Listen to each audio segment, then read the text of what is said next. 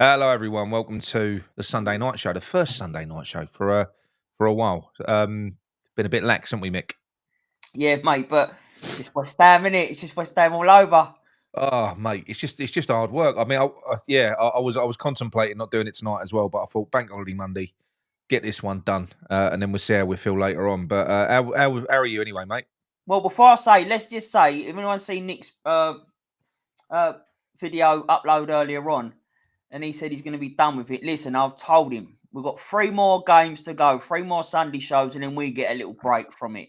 So we're going to stick to it. We're going to stick to it. But yeah, as for me, it's been Bank Holiday weekend. I've enjoyed it. Say I'm just battling through. Nah, it's Bank Holiday week and it's good. It was a shit game. Yeah. I'm not letting it ruin me weekend because it's been like that for a while now. So there's no. I've been saying for ages the season's dead, and it's dead and gone. So yeah. I'm glad that I've got another lay in tomorrow.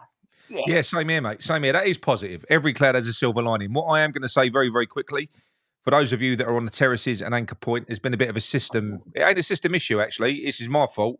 I got an email sent through to say that there was a system update happening today, and I just didn't read the email, so I didn't let you all know. So you should be able to get access back either tonight or tomorrow morning. All right. So I know a few of you are struggling to get in, but yeah, no big drama. We can be back talking and moaning about West Ham again tomorrow. The game earlier on, Mick. How'd you, Everton fan here, take Moyes back for fuck's sake, mate? You got no chance. You got no chance. I did say this to you all, didn't I? I did. All right, but I've got a question for you, Nick Quilly. Would you swap him for Potter? No. He's a better manager than Potter. He's a better, but no, I wouldn't swap him. No, I because it's just replacing shit for a slightly better version of shit. It's still shit. Yeah, which is what we had. Fucking, we got rid of him to get Lopetegui, to get rid of him to get fucking Potter. Yeah. Honestly, the only way to go now is getting fucking Sean Dyche, I think. Is it Sean Dyche? No, I think that's who we probably get after, innit? What would you say? What did I make of the game today? Yeah, what did you make of it, mate? Look, if it was Mickey, one second, just very quickly. Mikey, you might not have heard, you might just have tuned in. It's my fault. I got sent an email. They're doing an update on the system, so it'll be back, I'm told, tonight or tomorrow. So I should have let you all know, but I didn't read the email because I'm not very efficient. Sorry, Mick. Go on, mate. Well, he's just today, innit? He's just fucking one today. Do you know what? Seasons past, right? If it was a 1-1 game against Spurs, you still was sufferable. But when you consider that they've been in the league, it was a B team, definitely a B team. Yeah. They've been leaking goals and been just, I think, on the face of it, worse than us.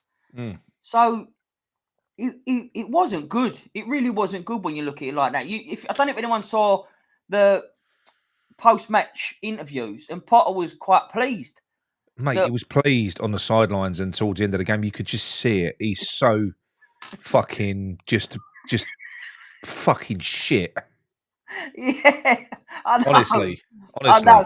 And I don't know. It's just it baffles me yet again. His subs were such a letdown in that. I don't know. I genuinely thought we was going to beat Southampton. I thought we was going to really beat Spurs because we had none of us had anything to play for, but we had more to play for in the sense that their minds are on the next match. Do you know what I mean? To get through to the final, mate. Yeah, well, they were shit. They were shit.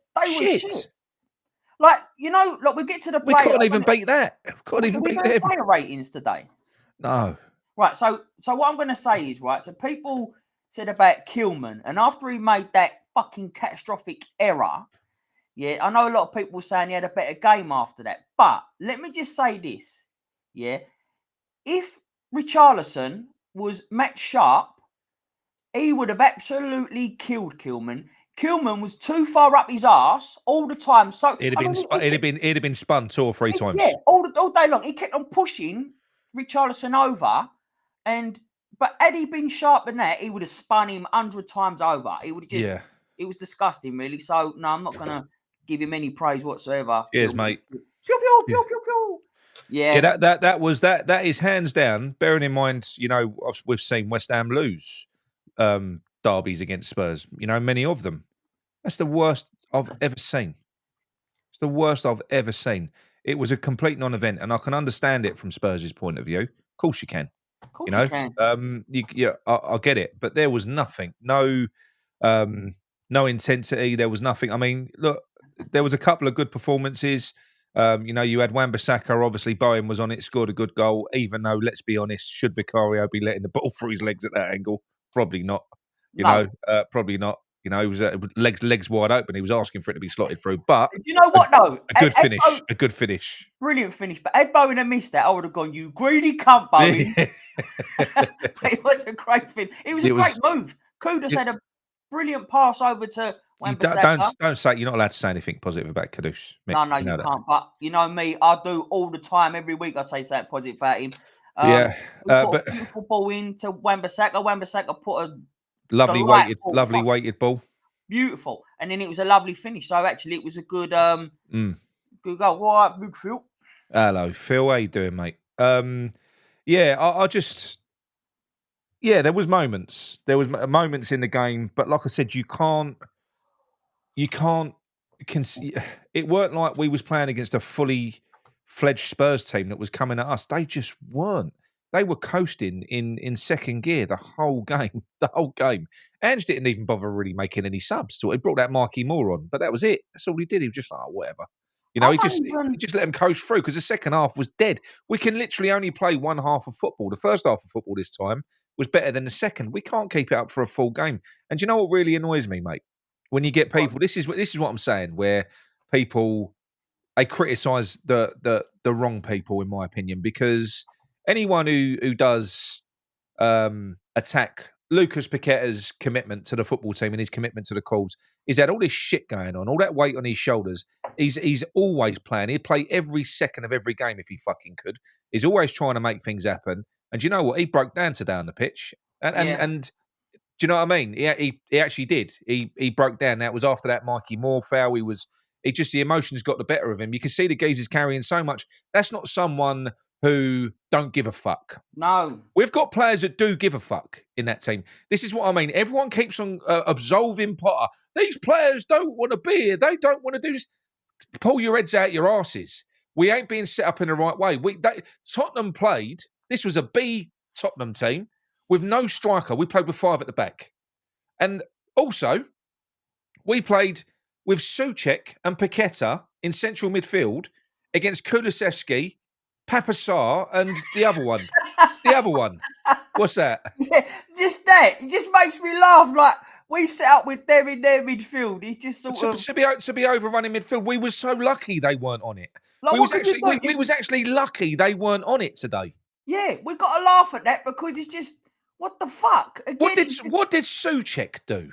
I don't know. Tell me one thing. Apart from enjoying a little bit of head tennis at periods in the first part of the fucking game. Do you know what? Yeah, I've got actually one thing that he done. Yeah, because I remember thinking, oh shit, that was Souček who done that. There was a pass. He put it right over to Wan-Bissaka.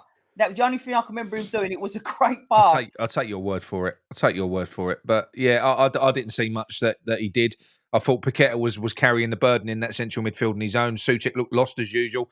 Don't get me wrong. I'd much rather play Souček than James Ward-Prowse, but fucking come on. I mean... Bassuma, that was it. Yeah, Bassuma, you're just like, mate, seriously. It was so, again, the game plan's flawed. I thought the players were really trying. I mean, Wan-Bissaka was out of this fucking world. Out of this world. He does lack a little bit. I know he's great pass for Bowen. He does lack a little bit of end product sometimes when he gets into the wide area for the crosses. He does everything. I mean, his ball carrying ability is unreal, isn't it? It's stunning. He's stunning. He absolutely drives the ball. I love him. Yeah, that's what we like about him. Green Badge, no, mate. Me stick is absolutely fucked. Still can't get it on today. So luckily enough, Amanda, I had to watch it on my phone. But I was actually up for today because I genuinely thought we was going to win today. I genuinely did. Up for it. I felt like that yesterday, and then I don't know what happened this morning, mate. Well, you've seen my mood that I've been in this morning in the WhatsApps. Yeah. Honestly, I've been in a bad mood all fucking day. I just knew how this was going to go. And you know what? I can't watch that fucker's press conference because you just said to me, he looks at, he will be buzzing He with that. was. We ain't won a game in 8, for fuck's sake, and we're 17th. That was a win for Spurs. They didn't need to win. They just needed to not lose. That's a win. We've lost I will say this, because though, we're still below them. I will say this. Everyone loves a bit of consistency, and it is consistent because we've got lost, draw, lost, draw, lost, draw, lost, draw. It's like a fucking faulty traffic light, isn't it? So we're playing Man United next, and as it stands, as it reads, it should be a loss. And I Well, think they got beat today because they played a proper team in Brentford who took them apart. Yeah, but you know? We ain't that though, are we? So no, but you know what? I'll tell you what. Before we sort of move on to other things, because I want to get onto your phone calls tonight, and what I'm going to try and do, because I want to try and get as many of you phoning as possible. I've got 2 lined up already. I'm going to try and keep it to 5 minutes, but 10 minutes max, because we want to go through them. So if you do want to phone in, do me a favour, send me a WhatsApp now. I'll put the number up later anyway. But if you've got my number and you do want to phone in, it's going to be more. Look, we're at a stage now where we've got to fucking speak up. We have. If you've got this delusion in your fucking head when you consider the way that we've been driven since Prague, before Prague, do you know something? In a weird, fucked up way, that cup win, that compounded our fucked upness. Because we almost got relegated that season and Moyes would have gone. And we almost got Marco Silva.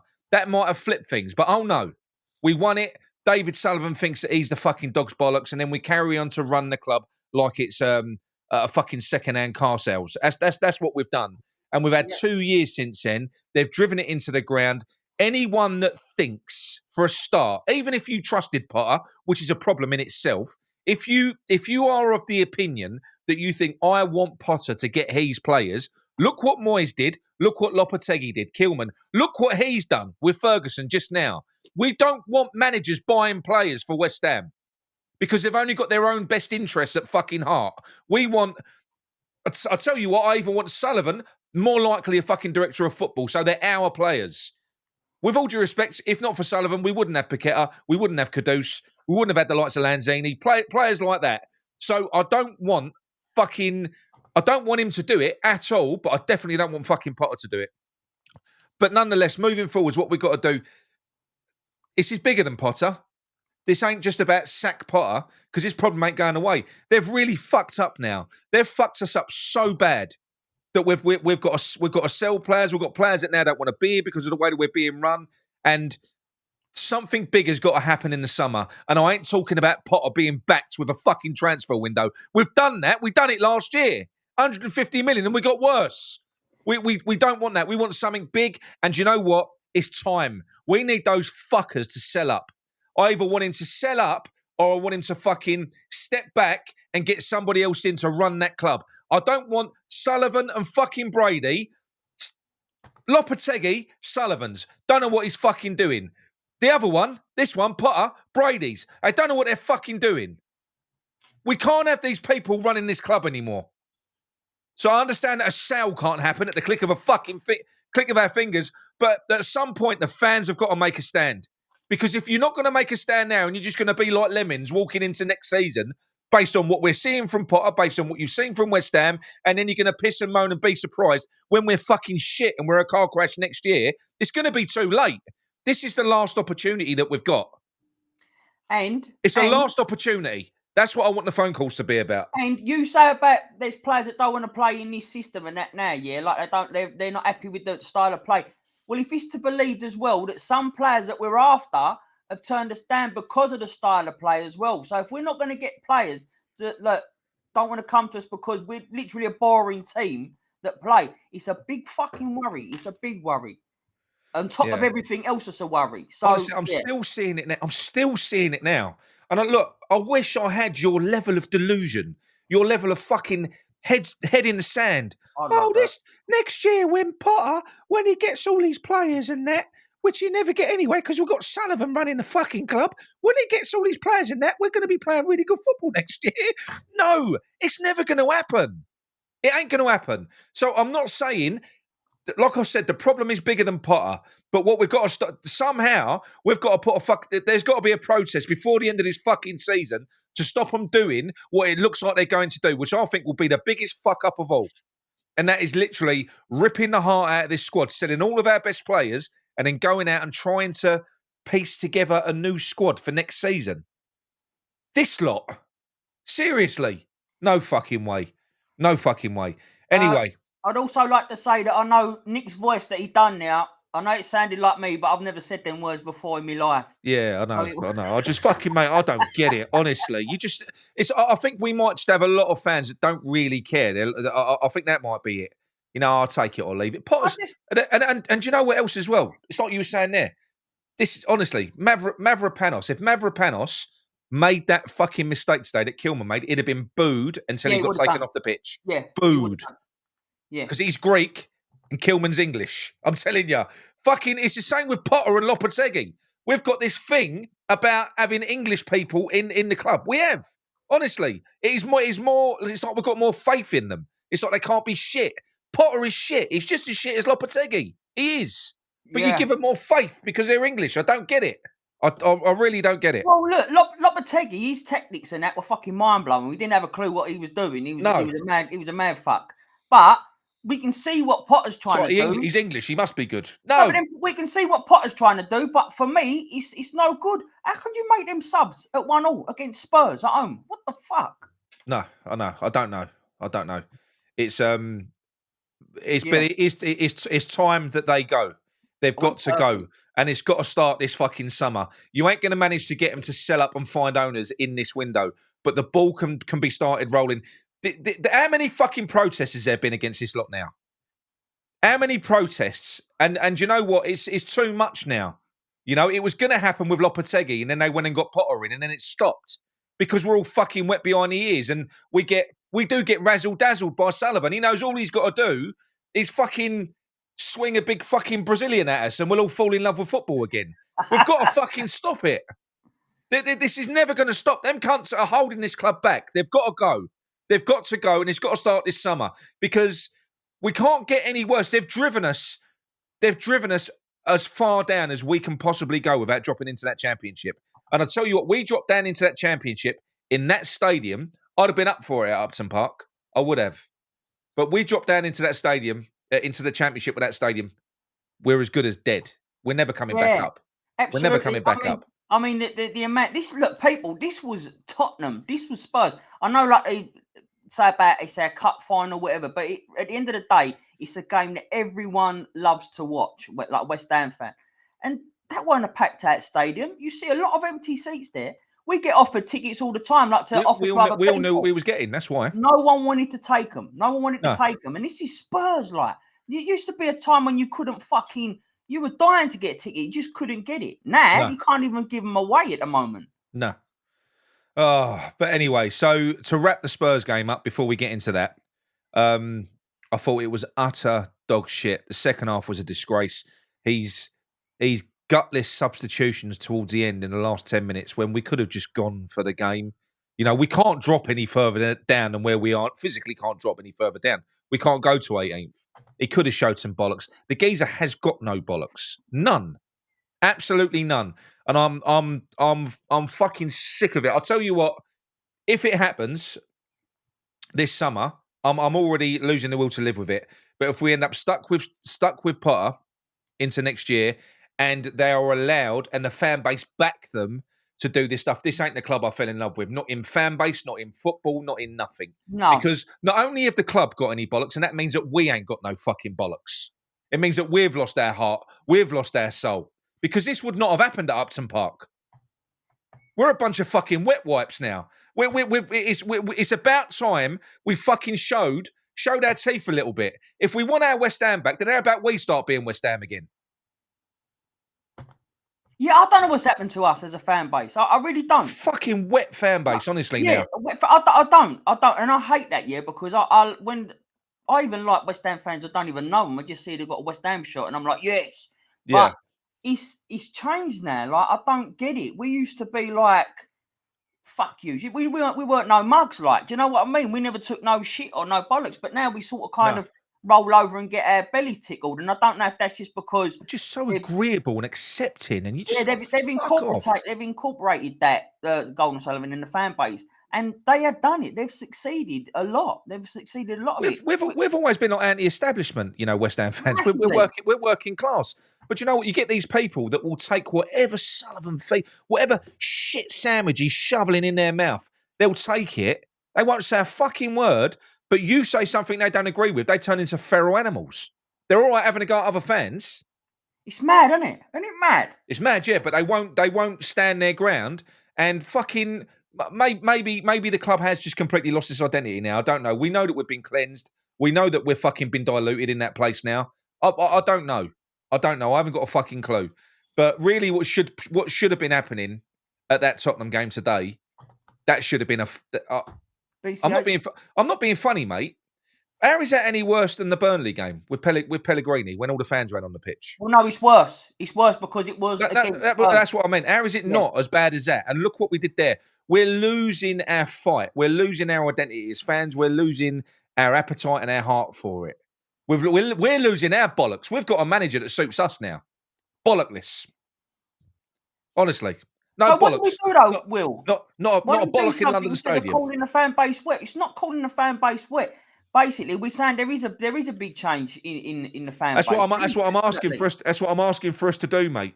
It's what I'm asking for us to do. Is to prove it. If we want West Ham, take it back.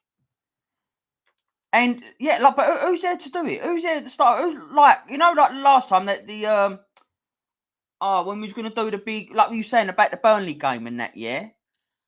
Who's there to do it? But then are they going to listen either? Because we can't get the owners out, or can we? What can we do with that? You can. No. You can. Of course you can, mate. We were so close before COVID.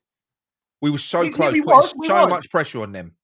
But because they will only take so much. There's only so much that they can take before they have to fucking sell up. I ain't being funny.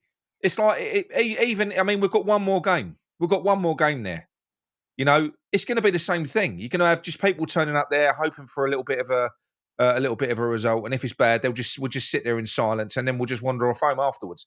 No heart, no desire, no anger. It's like we've completely forgotten who we are. And I don't see how it's ever going to change if we're like that. It's not. With that. And I hate that. I hate the fact. I hate calling any West Ham fans out. I really do. But there is a point where, like, what the fuck has happened to us? We've become a wet white fan base. Not everyone. Of course not. I'm included in this. You are right. I'm not going over there. I'm not. I'm shouting my mouth. I'm shouting my mouth off on a fucking camera. But this is what I'm saying to you. Maybe we do need to, even the ones that don't go, even the ones that don't have tickets, we can protest. There's stuff that we can do. Yeah. Of course there is. No, I like it. Will we do it? Will there be an appetite for it? Or will 10 people turn up and just people go, oh, no, there's better things to worry about. It'll be all right. Sullivan will turn it around. Yeah, but the difference is, Darren, with this year, it's all right doing that, but it's hard to get the feet there. It's so hard to get the feet because there is so many, he's divided. There really is a division there. But it's not even talking about Potter anymore. It's about the employers of Potter and the employers of who they keep on employing. The owners are fucking, they're ruined. They've actually, I can't say they're ruining us. They've ruined us. I'm not calling out the average fan, though, Darren, because the average fan, as far as I'm concerned, is more like me. Yeah, and me. So the average fan ain't happy with what we're seeing now. They're not. Yeah.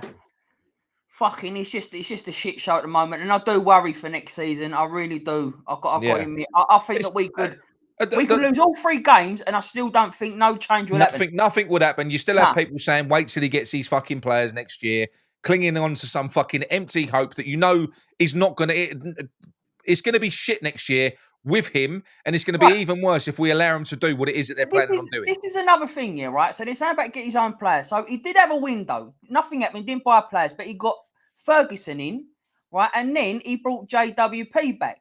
But then when you look at it, and someone else has commented on it, sorry, I can't remember who said it, but you had Earthy, who's the Marshall, and the other one, I can't, Cullen, I think. No, weren't Cullen. And someone, Potts. They all got player of the season for their team and they're out on loan to. So you telling me that Marshall wouldn't have done a better job than Ferguson, who's done nothing? What about Guillaume on the bench, mate? Why aren't we giving Guillaume our Guilherme, player minutes? you know what? I even fucking forgot about him Why because aren't we that was giving him ridiculous. minutes? Why are we bringing Ferguson on when we've got our player on the fucking bench? He should have been definitely coming on, Ferguson. Get some bit of pace on. Guilherme, get a bit of pace on. But even I forgot about him today, which is no good. Oh, and the other thing, let me just quickly ask you, I didn't know. What's happened with Scholes? Is he injured? Must be. I don't know. Because if he's not injured, that's absolutely disgusting what he's done now. He's had a tough time against Salah, which most left backs and any defender does. Mate, he literally he hung him out like a lamb to the slaughter against fucking Salah.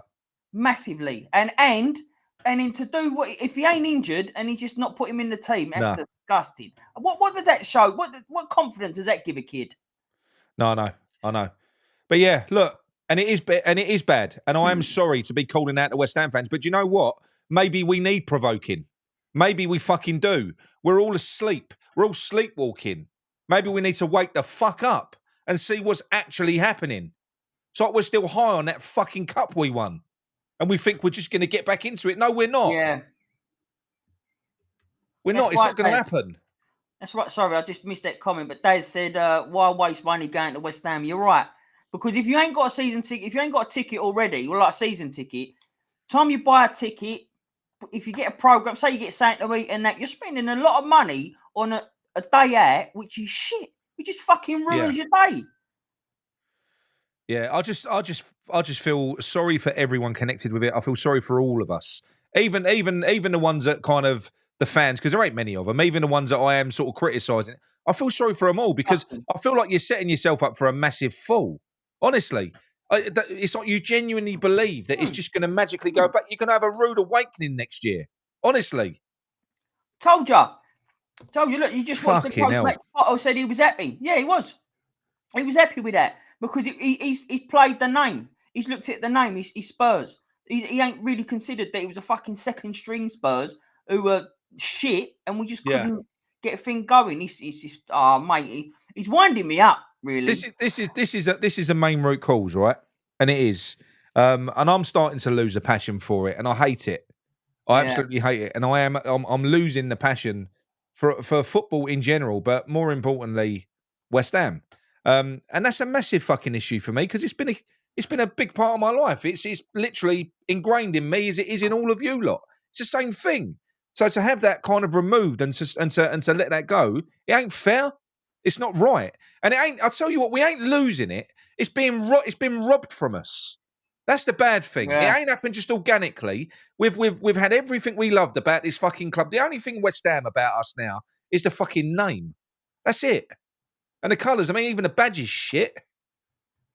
I'm fucking still fuming about that badge. I know. Why we got rid of the castle? I never. Well, actually, I do know. It's to for because we wanted the word London on it for sales and that of fucking shirts. Well, that's what this is. So we'll see what happens. So what I'm doing, I'm more than happy. I don't have to front it up at all, not at all. I'm happy just to be part of a movement that we all do.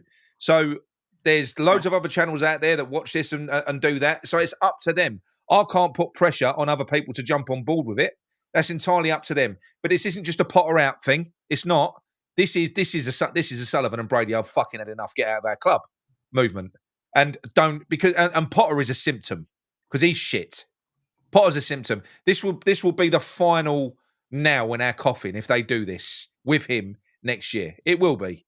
It's just one more fucked up decision that they're making. It really is. What's this? Villa, they got no fucking a lot more entertaining than us. You joking? What? He said, "What looks good then?" Villa. He's trying to say, like, tell him what club, what looks good then. Like, what sort of football and that looks good? Yeah, Villa look a lot fucking better than us. Villa do look better than us. Yeah, he does play in a pragmatic style. He does a bit of everything. Emery does. So if he's playing against a better team, he'll play more pragmatic and he'll play counter attack. But they'll also rip teams apart as well. It's what they do. Did you not see him against Newcastle? And also Palace as well. If you watch their game, what's this one?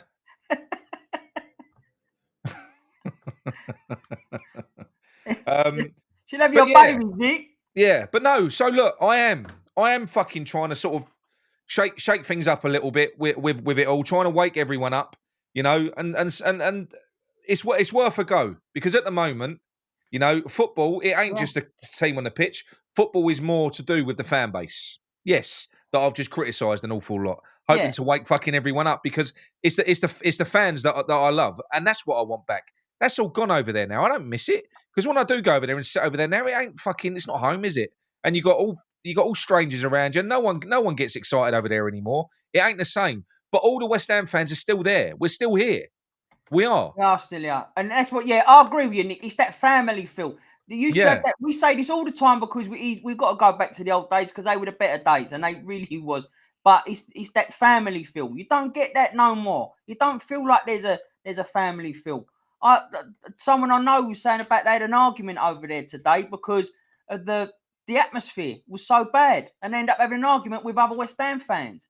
The fuck is that about? Just because it's shit atmosphere, and but I'm part of the fucking problem. I'm a fucking wet dick. I mean, have a look at me. Did I? You know, I just gave up my season ticket, stopped going. I don't like going over there anymore. I've just given up. But we've got. I've just given up as well. I've done the same fucking thing. Go on, Gary. I don't know why it's happening. I don't know why we're allowing this to happen, Mick. I don't get it. I don't get why, you know, we're not all shrinking violets. Why are we just allowing these fuckers to take this away from us? I don't understand it. Even the ones that are still going over there now and are getting season tickets next year, mate, they're on the edge. They ain't going to be doing it for long.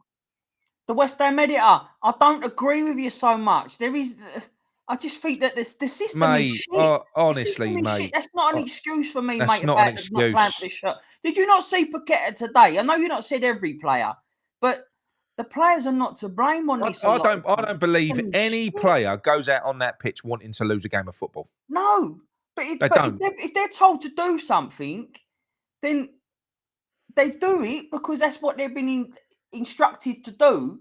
So, and you can see that that's what they're doing. But the fucking tactics and everything they've been asked to do, he's cooked, mate. It's terrible. Yeah, I mean that's another thing as well, right? This is another embarrassment for anyone that hasn't seen the new Bournemouth training facility.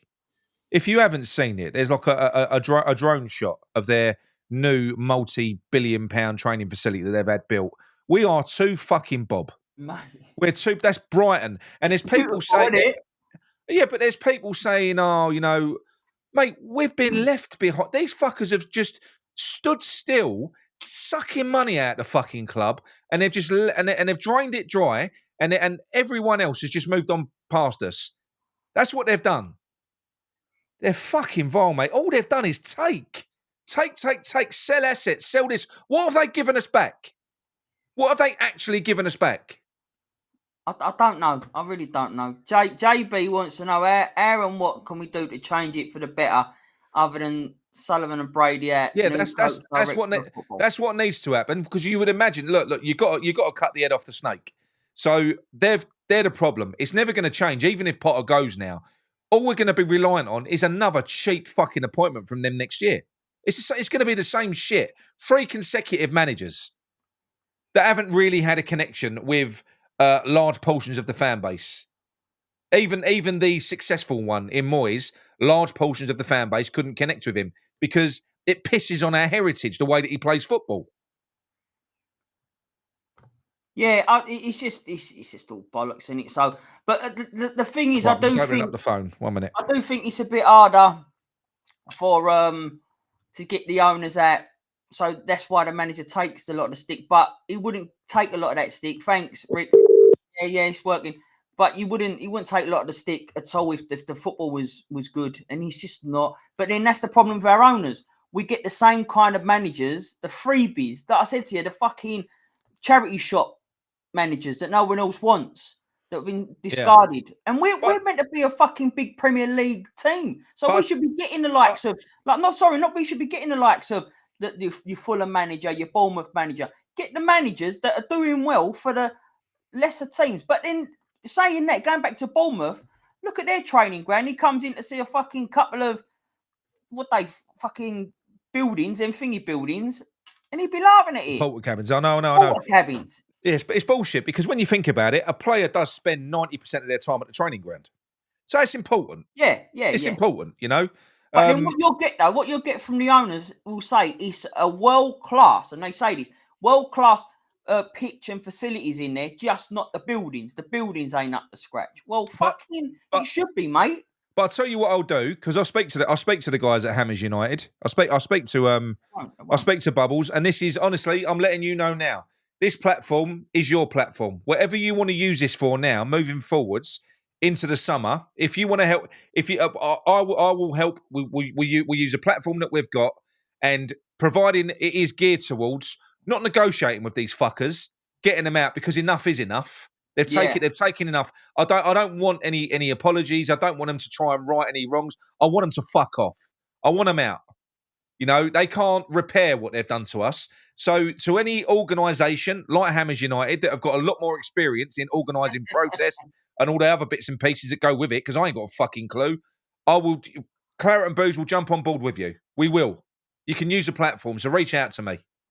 Yeah, come on, let's get something fucking going. That Sullivan and that will fucking know and understand. Yeah. It's enough. It's enough. I mean, that wanker got in Tim Steiten, right? Probably the only geezer that knew what he was doing in a football sense. Yeah. I mean, look, he got deals done. The players that he's got in, they ain't even turned out to be bad, have they? There's nothing wrong with them, the players that he's got in. No, but like I said, even if anyone wants to say, oh, look at some of these players that he got in and shit. But look, the point is, he got them in and over the line. There weren't none of that. There ain't really any shit, though. There's not really any shit. But I'm on about, if you get someone like Brady, but I'm saying he would go and negotiate and he'll get the player over the line. There ain't none of that. This is our first and final offer. You take it or go and fuck yourself. And they're like, all right, well, go and fuck yourself. And that's the sort of situation that we're dealing with. Where you've got someone who's proper in that situation, they can get deals put over the line. I like that. Yeah. Get our West Ham back. Honestly, well, I'll tell you what. How about a fucking big national petition as well that they can't ignore? Yeah. You know, how about something like that? You know, because these owners of these clubs, they are. Don't forget, this is a working class sport. Whether you're West Ham, fuck Tottenham, Everton, whoever you are, it's our sport, and it's been ripped away from every single one. It is. It'll happen at any club that gets success. Nottingham Forest. If Nottingham Forest have an extended period where they're in that top four, this, that, the other, they'll start flushing out the fucking average fan, and they'll be wanting to replace them with high value tourists. That's what they want to do. It's all about fucking money. It is. Makes me sick. Yeah, Kilmany shit, MMA TV, but it was that was Lopetegui. Tim got the deal over the line, but that was someone who Lopetegui was really wanting. That was his. Look, listen, Kilman was a Lopetegui signing. I said that. No, Tim got it over the line. Yeah, it was Lopetegui signing. A 7-year deal. Is it? A 7-year deal on $100,000 a week. In all honesty, we paid 40 million for him. If someone offered us, they would never go for it. If someone said, "I'll give you $5 million and a curly whirly," I'll take it all day long. And people want to fucking. Oh yeah, let this manager now go and buy his players. Fuck off. We've just seen one of the players that he wanted to bring in. No thanks. No. Anyway, I'm gonna phone one of these people back. 1 second. Let's get on with the phone calls. Right, Parler. Yeah, right. So I've got 3 or 4 lined up. That's good. I'm gonna get through you all. Right, 1 minute. Yeah, that's all right. I'll free some of these. Kilmany's too, Bob. Useless as fuck. He was. But then, do you know what? I don't know if you was hearing the commentary earlier on. The commentators were licking his ass. And I looked at Richarlison, fouling him all over the gap. Hello, is that Marley? Speaking. Hi, Nick. How you doing? Yeah, I'm not bad, mate. Yourself? You're live, mate. You're live. You're on air. Fuming. Graham, no bollocks, mate. I've had enough already. I've long had come to that conclusion. He comes on a press conference or before the Tottenham game, and he goes talking about them getting to the final. I hope they get the job done. I mean, listen, come on, mate. You said you know what West Ham fans are about. How do you say you don't mind? You want Spurs to get the job done and get to a final? Straight away there, that tells you all you need to know about that that geezer. We've all heard the saying, nice guys finish last. There's no West Ham fan that wants to hear that from our manager. Mate, you Do you know what I mean? Like I said on that show, do you remember? You'd maybe half expect it from a foreign manager who don't really know the dynamics, but an English manager to say that, you just think, mate, you should know. You should know. You know, in his press conference, he said he's come to the club. He knows what West Ham fans are about, what we're expecting, and blah blah blah blah blah. And then you come out and say something like that. Yeah, it's fucking ridiculous, On mate. the eve of us playing them as well. Do you know what I mean? There's not you just lost. You lost me there and then. Like, I wasn't even going to watch the game today, and then tuning into the game today. I mean, look, Spurs were there for the taking, as far as I'm concerned. There was not much threat about them other than the chance that Kilman gave on a play. Yeah, and you know, you get to 50 minutes, you go for them, have a go. Listen, one thing about West Ham and the fans, if we can see that they're having a go, they're going to go for it. A bit about them, we can stick with that. I could take a defeat. Yeah. But you wait till the 80th minute, you make 4 changes. You haven't even changed anything. Go for them. Throw another striker on. You got Fulkrug. You know, he's playing like a number 10 today. He was like where his position is. They got Ben Davis. I mean, Ben Davis is about 36 years old. Fucking stick another player on him. Do you know what I mean? Have a go. Mate, he's got no bollocks, mate. He's got no bollocks. You've got Fulkrug up there that should be leading the fucking line. And how many times? I think there was one cross that found its way into him. Half decent cross from Kudus. Yeah, but do you know what though? Sorry, but just quickly, but I don't even know what position he was playing in. He was so deep. He wasn't even a centre forward. He looked like Bowen was more our striker than Fulkrug was. It was. I'm just in a game like that as well, where you know Spurs are shaky as shit right now.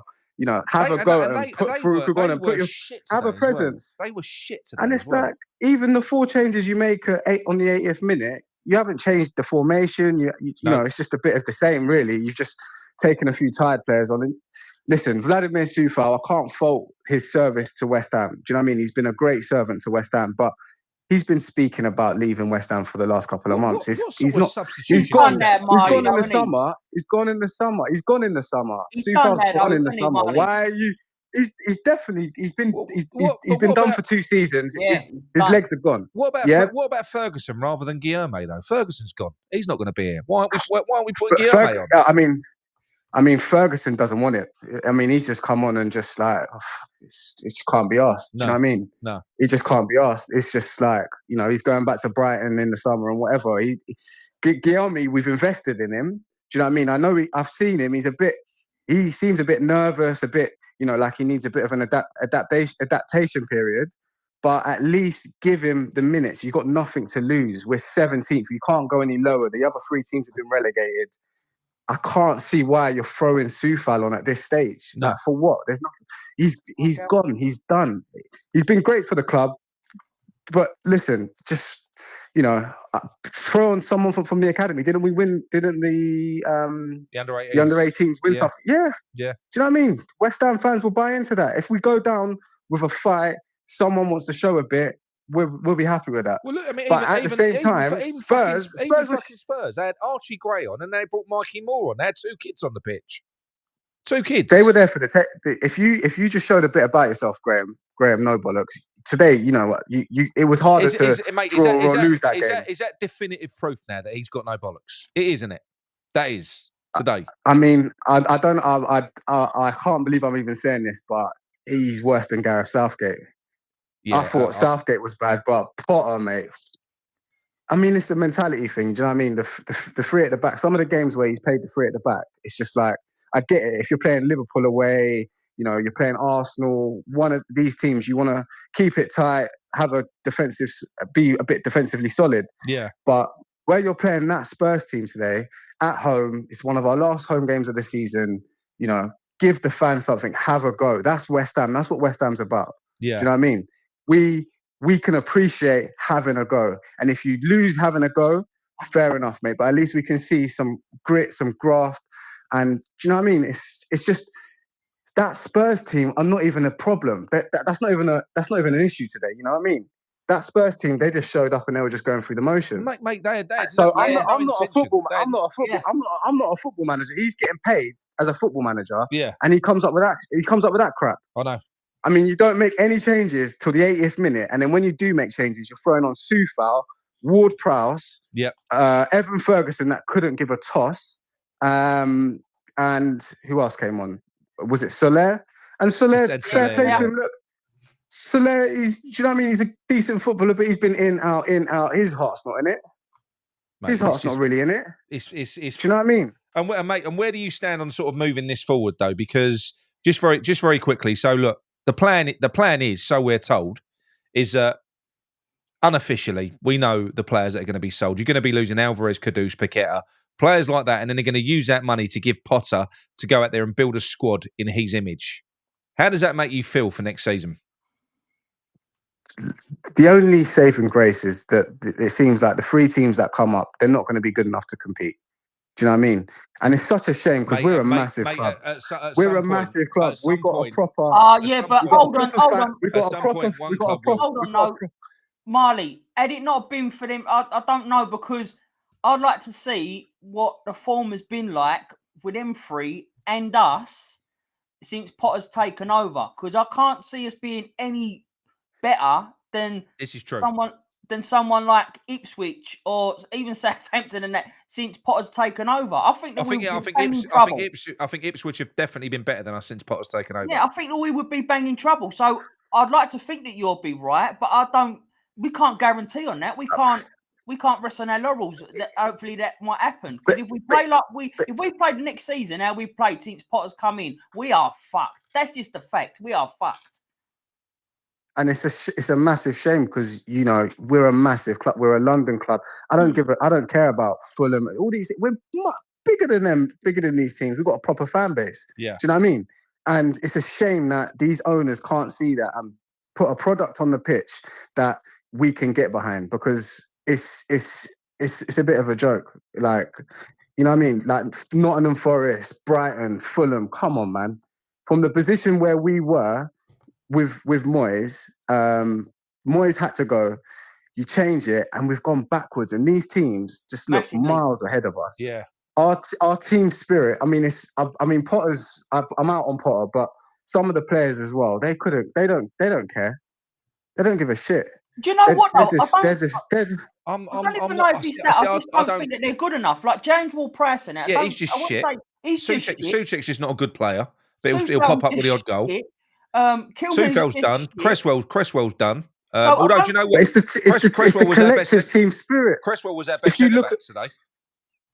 Since Potter's kept, to be fair, every time Cresswell comes in, he's got, you know what I mean, you can see that he reads the game well, and you know what I mean. Cresswell's done a good service. When he comes on, he does his job. But the thing that is just killing me is that if you look at these players, I mean, Bowen's playing out of his skin. Yeah. Paqueta, Kudus, you got Todibo. You know what I mean? Like, we've got so much quality there to be putting up 17th place. They've got to look at themselves and just think, what the... You know what I mean? We were a better team when we had a bunch of grafters. We just had a bunch of grafters like Antonio. Yeah, I agree. But can I say something now? And I'm going to be big-headed here. I did call out. I don't know whether you might not have seen a show that I did a little while ago where I explained why David Moyes ultimately failed and he had to change style. Is because of counter-attacking style, it's not sustainable. So it stopped working at the end of his second full season, and he came out. This was before we signed Paqueta, and there's interviews on the West Ham channel from him, from Rob Newman, coming out saying we've been found out. We've got to change our style. Now I said, because this is true, you can only win against the XG for so long. You can only smash and grab and rip other teams off for so long. Basically, sit deep and then counter punch. You can only get away with that because at some point, especially when you get very good at it, like Nottingham Forest are now, then what happens is you start getting treated with more respect, and all the other teams do is they just sit a little bit deeper, and then you can't fucking do that to them anymore. Now have a look at Nottingham Forest towards the tail end of this season. It's happening to them. They're starting to fall apart. Yeah. It's happening to them already. It's not so much. I'm not saying so much like it's a shit ass way of playing football that you can get away with at the lower leagues, but in the top flight, it ain't sustainable, mate. It ain't. Not so much. I'm not talking so much about the style of football. I'm talking about wanting to go out there and put a shift in. Yeah. Do you know what I mean? And not run around like headless chickens, but run around, put an effort in for the shirt because the fans are going to get behind you. I know we haven't got the atmosphere that we had at Upton Park. But Marley, I'm not even disagreeing. I'm not even saying that they're not even trying to do that. But it's the setup, it's the tactics, it's everything like that that fucks them. I think you got 3 managers that have tried to play 3 different styles in 12 months. You've got all the chaos at the club, at the top of the club with Tim Stein. Potter tries to play. Potter's playing different systems every week. These players are confused, and I think it's so important, right? I'll tell you what, if you want a parallel, Wolves were way worse than us. Wolves were shit. They were way worse than us. If you put Wolves' team on paper against our team on paper, do you know what I mean? Yeah, there's no comparison. But it's about the manager. The energy. No, it's about the manager. Yeah. The manager's come in. He's playing a style of football that suits the players that he's got, and he's motivating them. So that is what that man that gets paid $5 million a year is paid to do.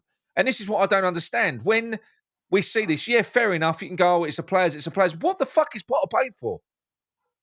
I don't understand. I don't understand it because for me, it's always a manager's fault. Always. I think it always comes down to them. You know, fair enough. Maybe sometimes if you've played a perfect game plan, the players have gone out there, they've done really, really well, and you can see what Potter's been trying to do, and then maybe Kilman fucks up or Mavropanos fucks up. You can say, oh, that's down to an individual error, that's down to them. But if the game plan don't work and the players ain't buying into it and he ain't motivating them and they're looking half-assed, that's a sad indictment on the manager. Definitely. I agree. And the mentality, the mindset, it comes from the manager. If he can't get a tune out of the players, then, do you know what I mean? And he's coming out talking about, Spurs get to a final. I mean, sack him there and then. Yeah. That as soon as he comes at the press conference, P45. Yeah, 100%. Yeah, I agree. That's why when people say 100%. About, I'm not saying that all players are not there to be blamed in that. They are, but at the end of the day, the buck does stop with the manager, his style, his tactics, and that. And it's not good enough. If he was to get his own players in, which people were saying give him the window, all we're going to do is get lesser talented players that can play that system, but it's fucking boring, mate. We'll linger in like between like 16th and 12th and that'd be our season, and he'll be praised to doing a good job. And he'll have a big fucking smile on his face all year while we're all wincing watching the football. Yeah, mate. Out of his 3 seasons at Brighton, he finished 13th from 14th or something. He didn't, you know what I mean? He had one season, he finished 8th. Yeah. No, do you know what I mean? So it's not like he set the world on fire at Brighton. This is what I was saying earlier though, Marley. I think that he's out of his depth with a bigger club. Now Brighton are better at the moment, they're not a bigger club. And if he's got lesser quality players, he looks better for it. Then I just don't think he can do it. I actually think with the way that it's gone, I actually think Brighton are a bigger club than us now because they own their stadium. They've got far better training facilities. They've got everything about them. Their squad value is probably worth more than ours as well. So in terms of what they're actually worth financially, I think they are a bigger club than us now because of the way that they've been run. And the other thing, Marley, as well, what we have to consider about Potter and his time at Brighton was he was being hand-fed superstars. He was being hand-fed. Yeah. I mean, he had fucking Cassieda and McAllister in midfield.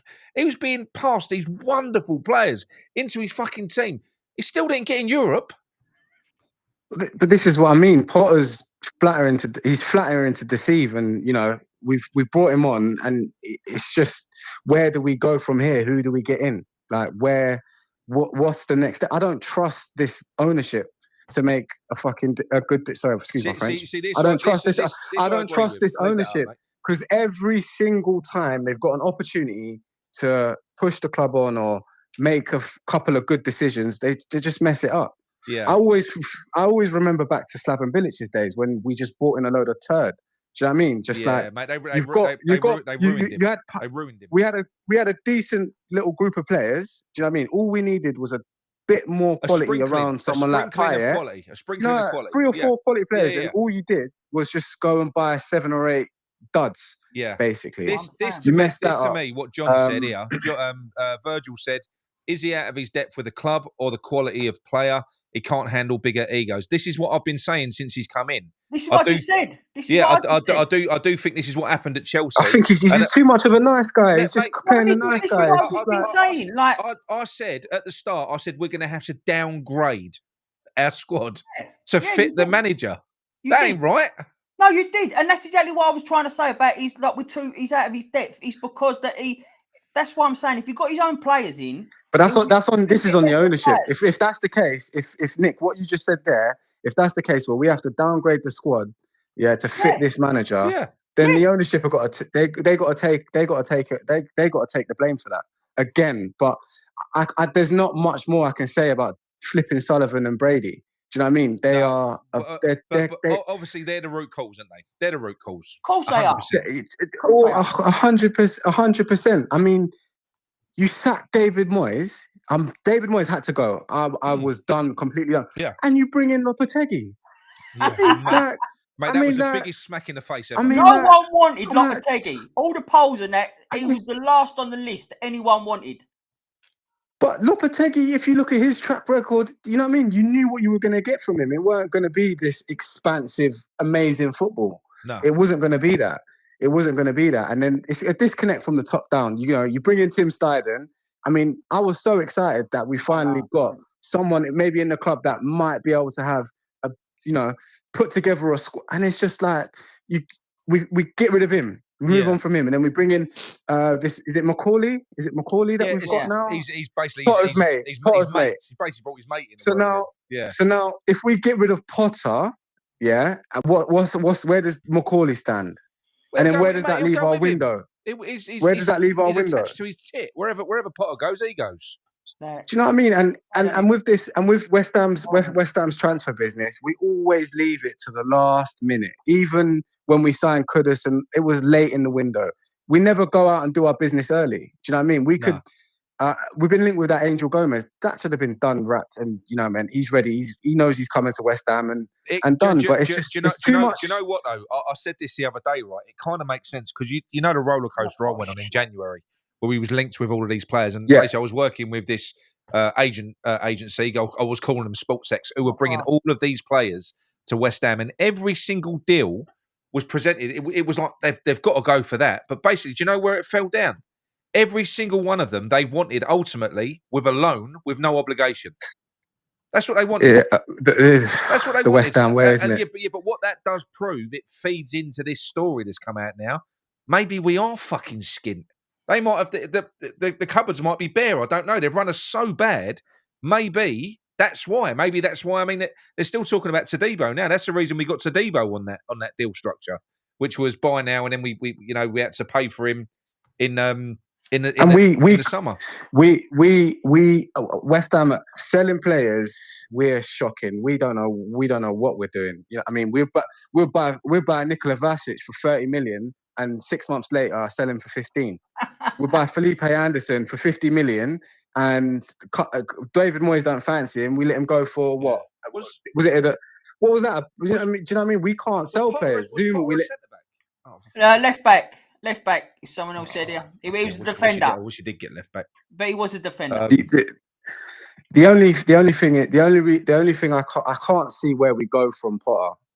This is the issue. I don't know if Mark Noble's got much saying what he's got going about, but I just don't know where we go from here. Because no, but the problem with that is But the problem with that is, O'Malley, and I was saying this the other day, I think too much is put on Noble because he's Mr. West Ham. We all expect him to come out and say something, but he's never done that. Sorry, he's done that once, and that was with that young lad who got sold to West Bromwich Albion. Dean Garner.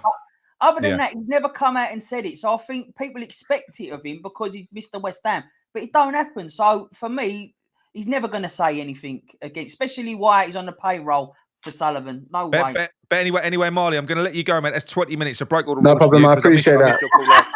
No problem. Nick, thank you for keeping this up. Gents, have a good evening. No worries, mate. Nice. Cheers, mate. See you later. Bye. Thank you. Bye.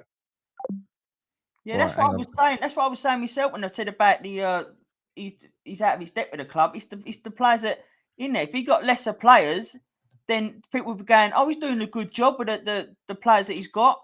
Bullshit. Look Yeah, at the no, I Wolves know. manager, still got his fucking same players, smashing it. Yeah. Well, mate, I just don't understand how they can even possibly be contemplating going ahead with him. Not the way. Hello, is that Phil? Hello. Hello, Phil. You all right, Phil? Yeah, I'm all right. How are you? How are you, Phil, mate? Big Phil, go on, son. Right, Oh. Shirley. How you All right, doing? son. Yeah. Go on, yeah. set the world to rights, mate. Go on. Oh, I don't really know, to be... Well... So what you fucking call him for then? Do you know what I've done this week? I have not touched football. I didn't even watch the game today. How bad's that? That's not I bad. You're watched a lucky. bit of the highlight. Yeah. I just said, I just can't be bothered with it. What really got me really wild, well, I lost my temper, was that press conference when it's already been mentioned, when he turned around and said, well, let's hope that Spurs get to the final. Yeah. I thought, has he got any idea what that game means to a West Ham supporter? It's a worry, isn't This it? is where we're losing everything about the identity. That is the biggest game in our calendar. Yep. Yeah. And you can't say that. No. Now, we talked about, losing fan base, and it's not the same as the bowling, and but I feel sorry a bit for the youngsters that have never experienced Upton Park. Yeah. And that particular game, other than the Millwalls, is just electric, wasn't it? It's Mate, absolutely electric in that place. Always was. I mean, the last few, to be honest, haven't been the same. I can't really remember the last real good derby. I think the Arsenal ones are normally not at our place, though, but away they're normally good. But I think that maybe I do think the stadium does have a lot to do with it. It's the fixtures at our place, which are just tepid, mate. They're tepid. No, but the point, I suppose, is just like that. Just sums it all up to me. I think it sums a lot of modern day football as well. I mean, I was chatting to some people down and around supporters of other clubs that have moved into big stadiums, and they all roughly say the same thing. Yeah, roughly. Even the Emirates, isn't it? I mean, you see it on the telly, and it's not loud, is it? It's not like it used to be at Highbury and place. And again, like the Etihad, even they're winning all the time. Still flipping empty seats everywhere.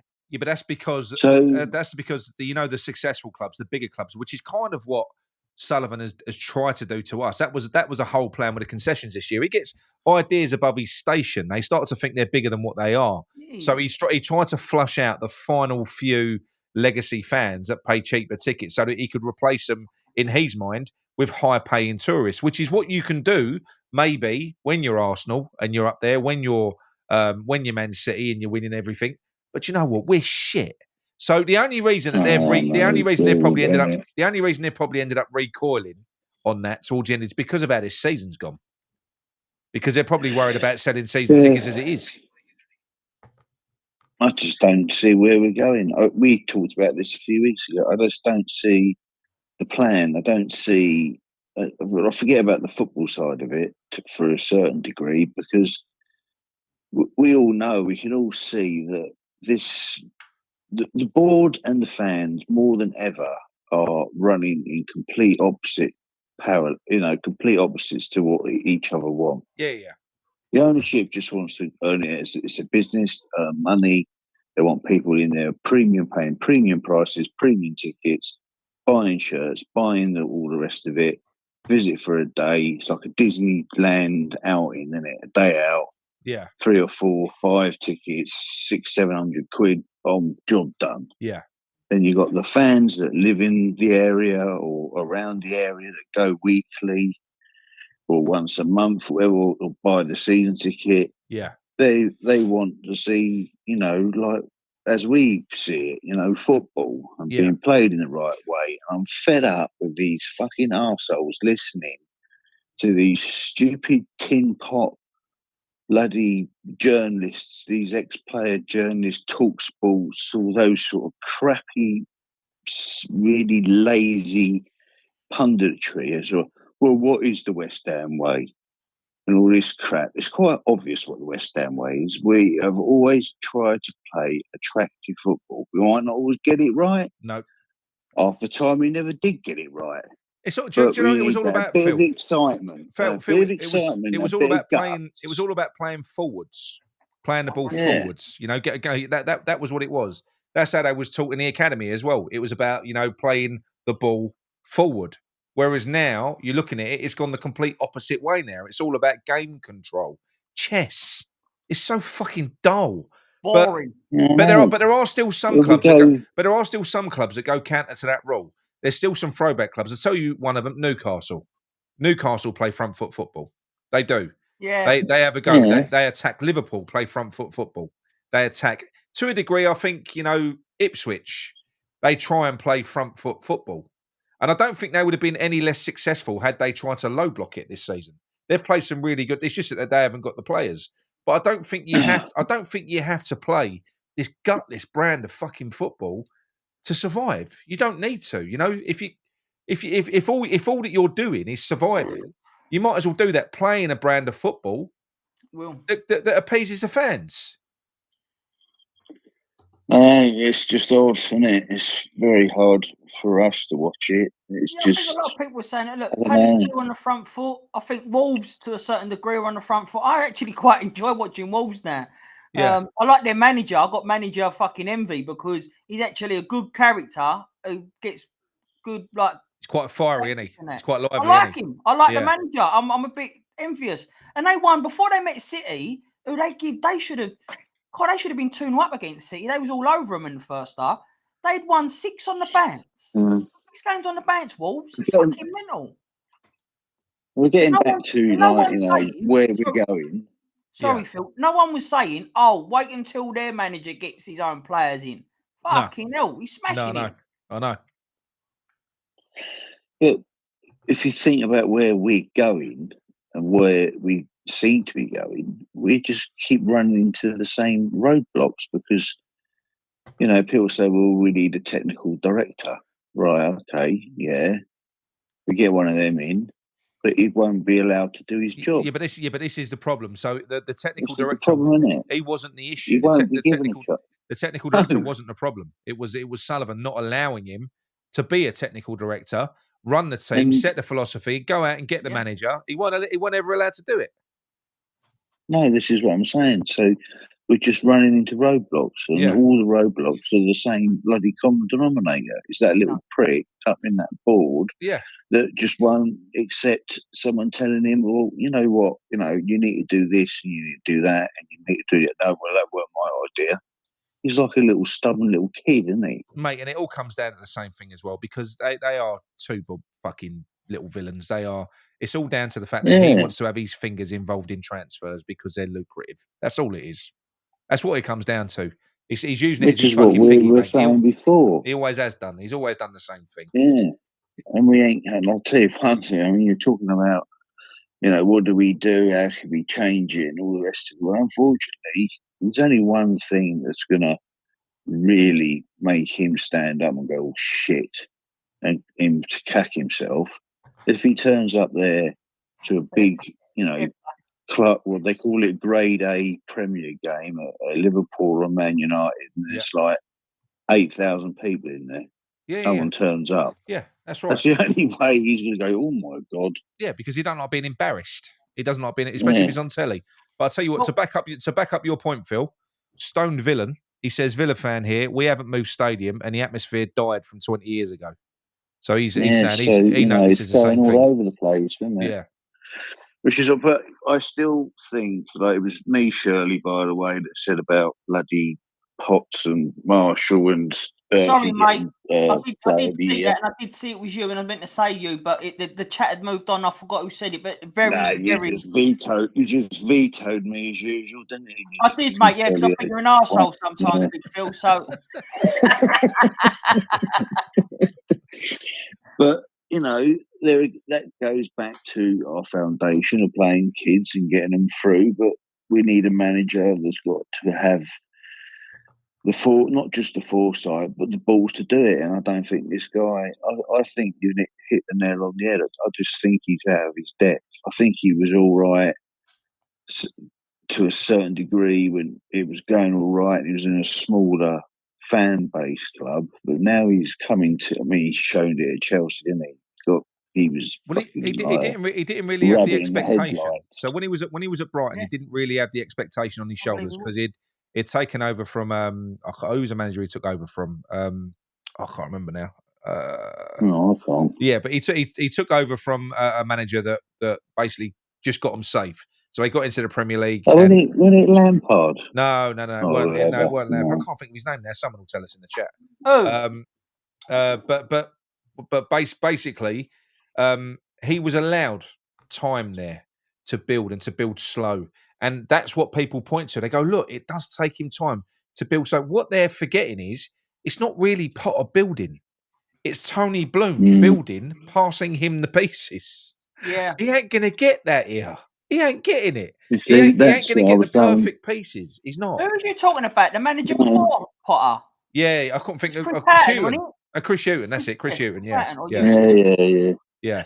But this is what I was saying about Brighton, where they've got it right. So you think about the owners, right, going down one way, Yeah. and fans are going down the other way. And where that Tony Bloom's got it right is from an owner's point of view. He's brought in players that people don't really know, so it's on the cheap. Yeah. He's made them into good players, sold them on at big profits, so the ownership's happy because they're making profits. And the players that he's got in this bloody. However he does it, all these stats now, he finds these players and they play attractive football, so the fans are happy. But it's an unusual win, isn't it? It's what, but the way that Brighton work as well, they're so well run. I mean, that's why it didn't even matter when Potter and all the scouting staff moved on because he already had the next people ready to come in. There was already succession planning. Yeah. It's like a bloody conveyor belt. And when it comes to them selling players as well, they will only sell players when the replacement is already at the club. So they've already got basically Cucurella's replacement. They've already got Casiado's replacement. They're kind of, they're already there. They're in the system.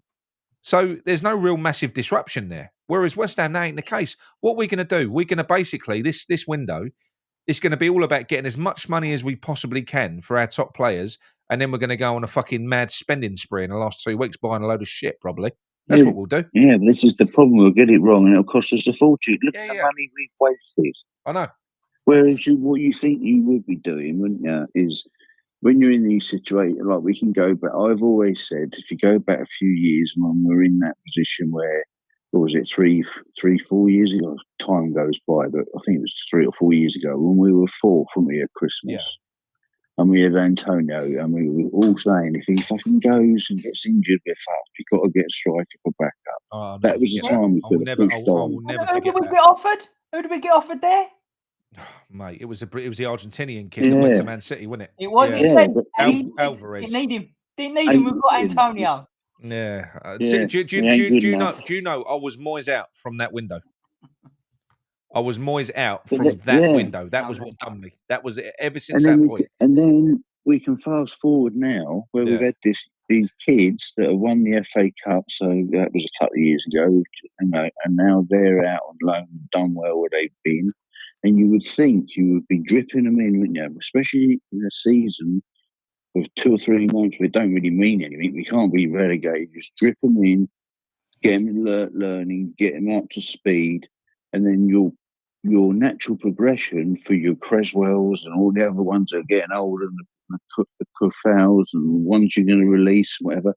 You've got these kids coming in, and they ain't going to be a case of, oh, now we've got to use them, and they're fucking going to get destroyed. I've got a feeling that this next season, if he's still here, I think they're going to get so carried away with this rebuild that they're going to buy in players probably in their own mould for every position.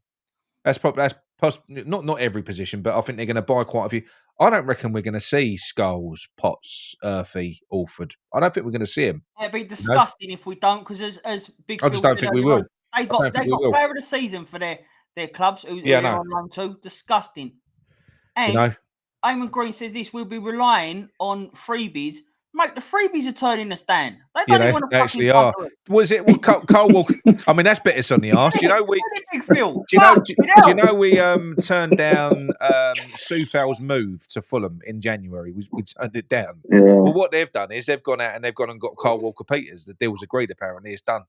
So the player that we wanted to replace Soufal, Fulham have basically just got a ball and gone, fuck you lot. It's worrying, isn't it? Yeah, Which way- if we had the only other given thing Graham as Potter a well- 6-month deal until the end of the season, No, do you think he would have been doing better? no, I don't. No, because he's shit, mate. He's shit. I think he'd be doing better. He'd be doing amazing now if he thought he could. Do you know what that shows you? That he has no self-belief either. Because anyone else, apparently, there was 2 other managers. We had a geezer called Gaultier, who's apparently a right wrong one, and Fonseca. Both of them offered deals to Sullivan to say, I'll come in and we'll get you top 10 or something like that, and then we'll get the new deal. That's what they said. They said, we'll prove ourselves. You know, bring us in, we'll get you top 10 and then give us our deal. That's what they said. Jean-Paul Gaultier wanted to be a manager. Jean-Paul Gaultier. Mate, Yeah. he would have fucking done better than Potter. Oh, it does it. I've said it from a long time back though, and Carrick was the one I wanted in. And everyone goes, well, he will never ever get it because Sullivan's got this thing about he's got to be Premiership. Yeah, He knows. And do you know what makes me laugh? He knows fuck all, Phil Sullivan. He knows absolutely nothing. He's fucking useless. But anyway, Phil, lovely talking to you, mate. Yeah, mate. Take it easy. Take it easy. Go on, Phil. Have a good one, mate. Hang on a minute, Shirley. What happened to your watch along then? Sick Oh, again, didn't you? He went sick, Phil. He went sick. I like to watch it on my phone, thanks to Amanda. I like to watch it on my phone, but other than that, it's But fucked. to be fair though, it was high pollen yesterday, wasn't it? Bless his little cotton socks. High pollen. Hey, Phil, fuck off, will you? Hang up. Cheers, mate. See you later. Mate. Bye. Right.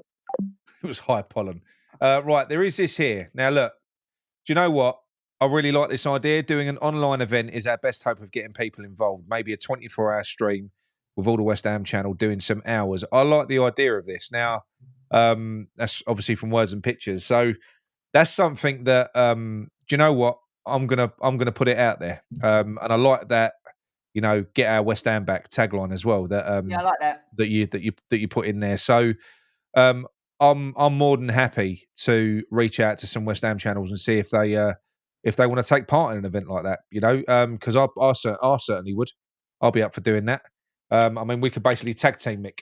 You know, I'm happy with that. Do an hour or two each, something like that, and we'll just go through 24 hours. And then, like I said, I think a petition would be powerful as well, a proper petition, because I do think that there'd be an awful lot of fans, because not just West Ham fans either. There's fans of all other clubs that feel our pain because they're going through similar shit themselves.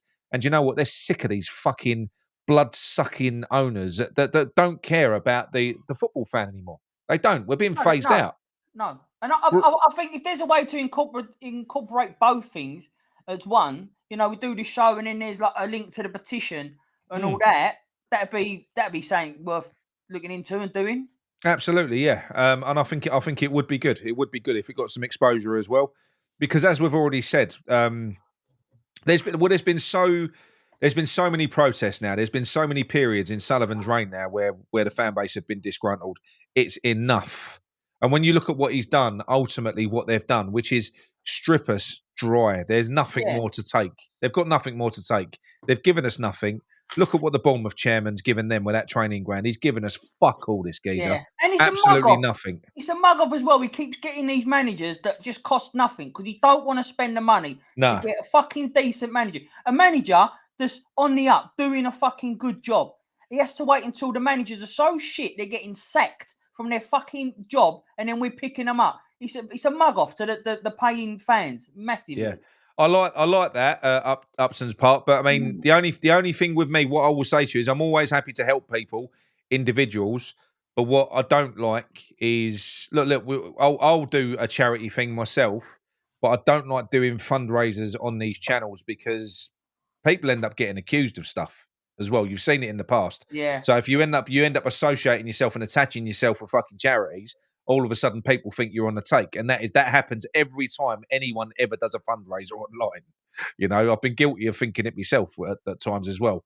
But the fact of the matter is, that's why I'm always going to be apprehensive doing stuff like that. Nick Always. has said previously that he'll shave all his hair off. Yeah, for charity.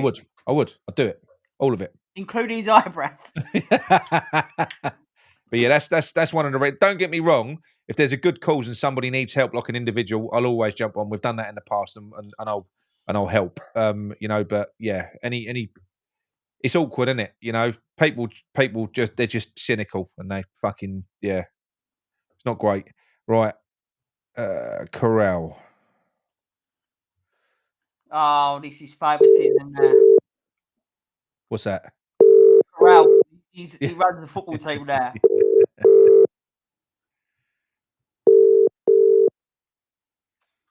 Hello. Hello, is that the manager of Cuffley Ironworks? That is. It is indeed. How you doing, mate? How you doing, mate? You all right? All right, yeah. All right, Nick. Yeah. All right, Mick. Now you. Corral, how you doing, brother? Pew pew. Yeah, not too bad, thank you. Pew pew pew pew pew. I heard you're doing fantastic with the team. Sorry? I heard you're doing fantastic with the team, the boys' team. Well done. I appreciate that. Yeah, cheers, Mickey. I've only had a couple of sessions with them, but yeah, it's going well. It's going well so far. They need a couple of days, but they're a good bunch of boys, and they're hungry. They're hungry to learn and move on from their previous coach. I don't know if you know him. No doubt they are. I'm putting the cones out now. That's what I'm doing. That's my job. Yeah. No, but yeah, Nick's been demoted to cones, but no, it's going well. It's going well, Mickey, and I'm enjoying it. Hopefully, gets off the ground and gets the kind of input from the fan base that hopefully it deserves and it warrants. And it grows. Just very quickly, while you're on the show, what we are considering doing, people. We've reached out and we've had responses from a couple of football clubs, one of them being Leyton Orient and Brisbane Road, about an exhibition match that we're looking at in the summer. So yeah, there's going to be something, because that will be a fundraiser, but that's not for charity, that's for the football team. So that's going to be open and honest. We're just trying to raise money for them to get the kits and get all the money that we need for everything else. No, but it's kind of that, because they need the kit and all that stuff, don't they? It's more of a little. It's like a little project, something that we can all get behind now, other than West Ham, innit?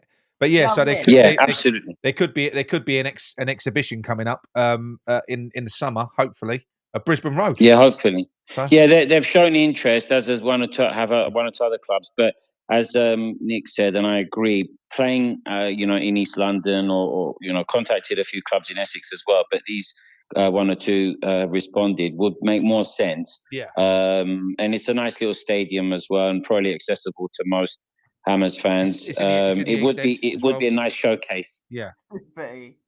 Exactly. It would be a nice showcase to kind of get the project, although I don't like that word for a team, but get the club in its new form and new identity up and running, because the roots are there for a good team, and I think with the right couple of additions added to the team, as well as the continuing positive attitude that the boys have shown already, they can do well.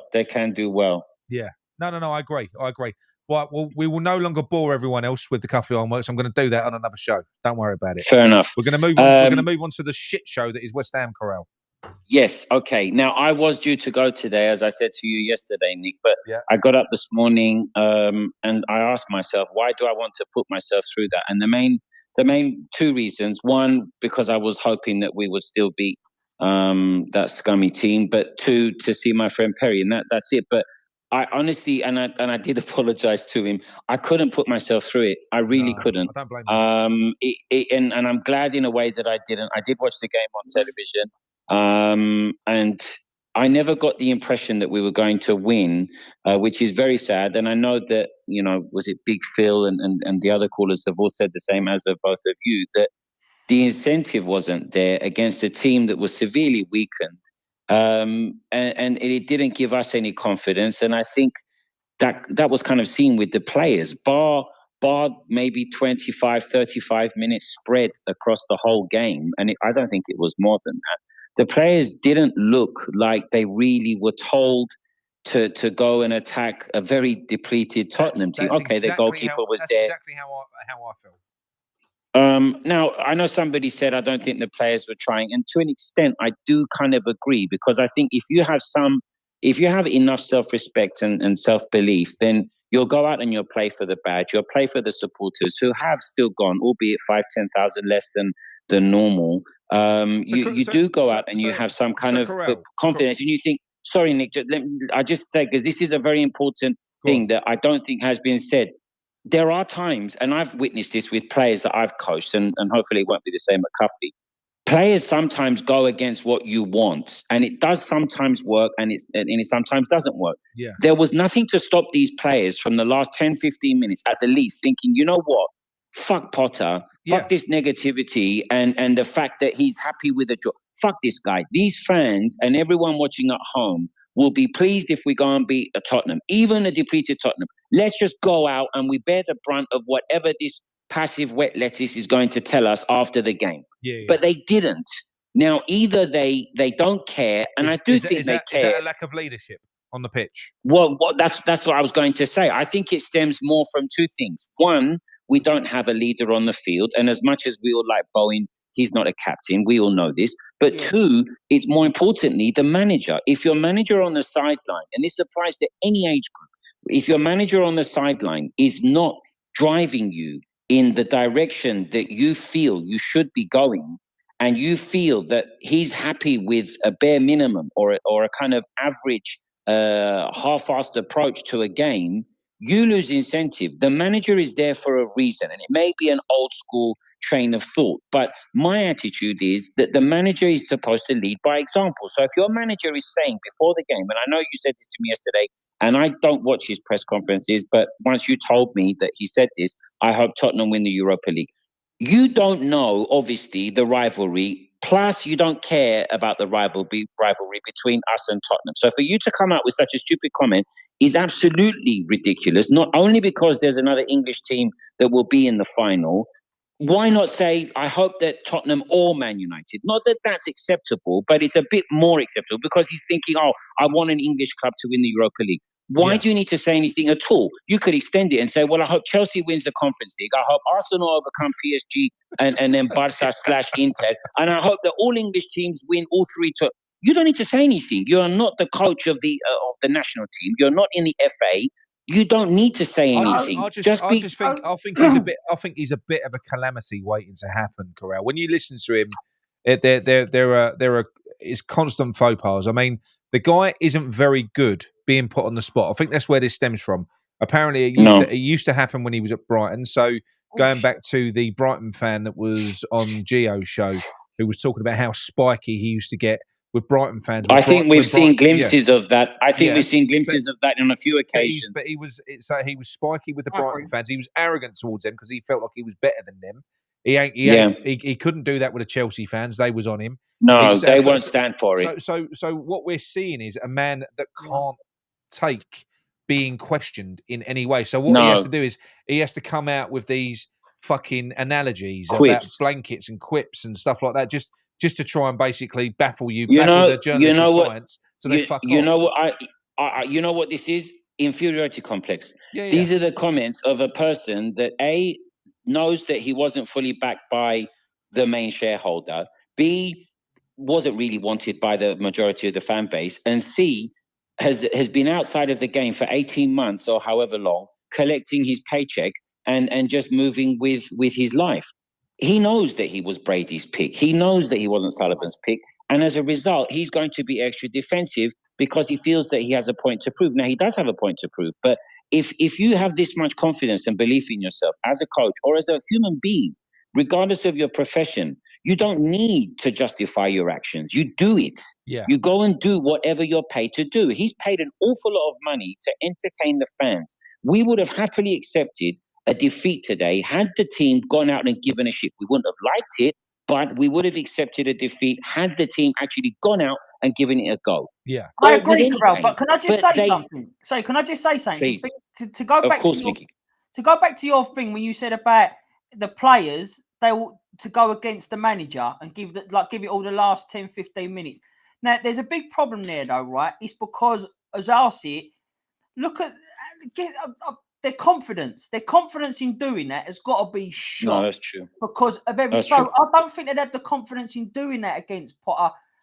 No. I think that Potter, especially when you saw his substitutions, I think he's drilled it in so much to get a point, get what you can out of this game and not go for it. You're right. I mean, you're right, Mickey. My point was more, theoretically, but you're right. Yeah, no, I get what you're saying, and I would love that. But in reality, I just think that the confidence is so shot and the way we played is so shot. They haven't got it in them to do that right now. Because apparently there are rumours that when Moyes was here towards the end, particularly during the the Europa League games, apparently that happened on quite a few occasions. Well, that doesn't surprise me, but it also stems from the fact that we don't have a leader on the field. If Fulcrook had stayed on, he might have riled them up a little bit. If there was an atmosphere in the stadium, and I don't blame the fans, I'm generally one of them in the stadium. But if the fans were given something to cheer about, they would have motivated them. People are leaving, and they have been leaving for 5-6 years at any moment of any game, irrespective of the opposition. They just don't have it in them. And you don't blame anyone because they're not being given anything to cheer about. And when players of any team try and, rile up fans and wave their arms about, it's just so insincere and fake. I can't stand any of it. But I think that Potter is a dead man walking. I think that Sullivan will not go. And I wish that, I were wrong on this. I don't think Sullivan will go. Potter will go before Sullivan and Brady go. I don't see anything happening to Sullivan. I met a Birmingham fan a couple of weeks ago. I went to a takeaway kebab place, and the geezer was wearing a Birmingham shirt. And he said to me, "Who do you support?" And I said, "West Ham." And he goes, "Oh, no, I feel for you." And I said, "Why, Sullivan?" He said, "Yeah." He said, it's only the last 2 years or so that we've come back. And I think they won League One, and they got promoted to the Championship. He said, we've only just recovered. How many years has Sullivan been at West Ham? 9, 10, 11? Yeah. So it's taken them. Now, unfortunately, yes, all the West Ham channels, well, the majority of them, can get together and they can, start a petition with all of their subscribers, West Ham Fan TV, Claret and Booze, Hammers Chat. These are the principal three. And there are 1 or 2 that are very pro-board, which wouldn't come on board with this. But these 3 channels together, I think, would have 110,000 subscribers between the 3 of them. Yeah. Plus, if it's like pass it on, your friend, my friend, try and get some, petition to some level. And obviously, the only other way is for the season ticket holders and the non-tourist fans to stop going to games. Until this happens on a regular basis, nothing will change. Nothing. Potter will come and go. He won't last to Christmas. He won't. But the fact is, if it's not him, who's going to come? Dyche? You see Silva leaving Fulham? Would you? This is what I'm no. But this is what I've been saying now. So I've finally accepted. I mean, I was naive to look. I wanted Moyes out. He had to go because I saw the team that we had and the parts that we had. We could be so much better. This guy's holding us back. He's gone as far as he can go.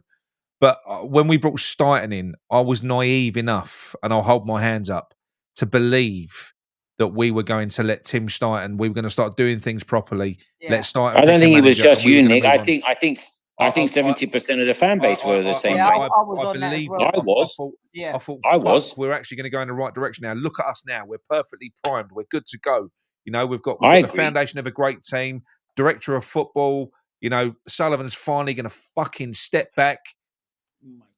But no, he didn't. No, unfortunately, I mean, it does take, sorry to interrupt you, Nick, it does take the wind out of your sails. And I don't think you can be as harsh as perhaps you were with another caller earlier about why are we all giving up. there's only so much that anyone can take. I was watching Ronin just now on ITV4, I think, and there's a line where De Niro says to Sean Bean's character, every person has their limitations, because he was talking to him about torture and have you ever been interrogated and you got to just go all the way. And De Niro said, everyone's got a breaking point, or words to that effect. It's the same for West Ham fans. Any fans of any team, especially passionate, loyal bunch of fans as we are, it's exactly the same. You have a breaking point. You can only take so much before you think, you know what? It's not worth this. My life is more important than dedicating it any further to a team that I know is deliberately being run to the ground from the top down to the bottom. And even some of the players as well are not giving what they perhaps ought to be giving. Do not think for 1 second that the players are not somewhat to blame. Starting with Bowen as captain.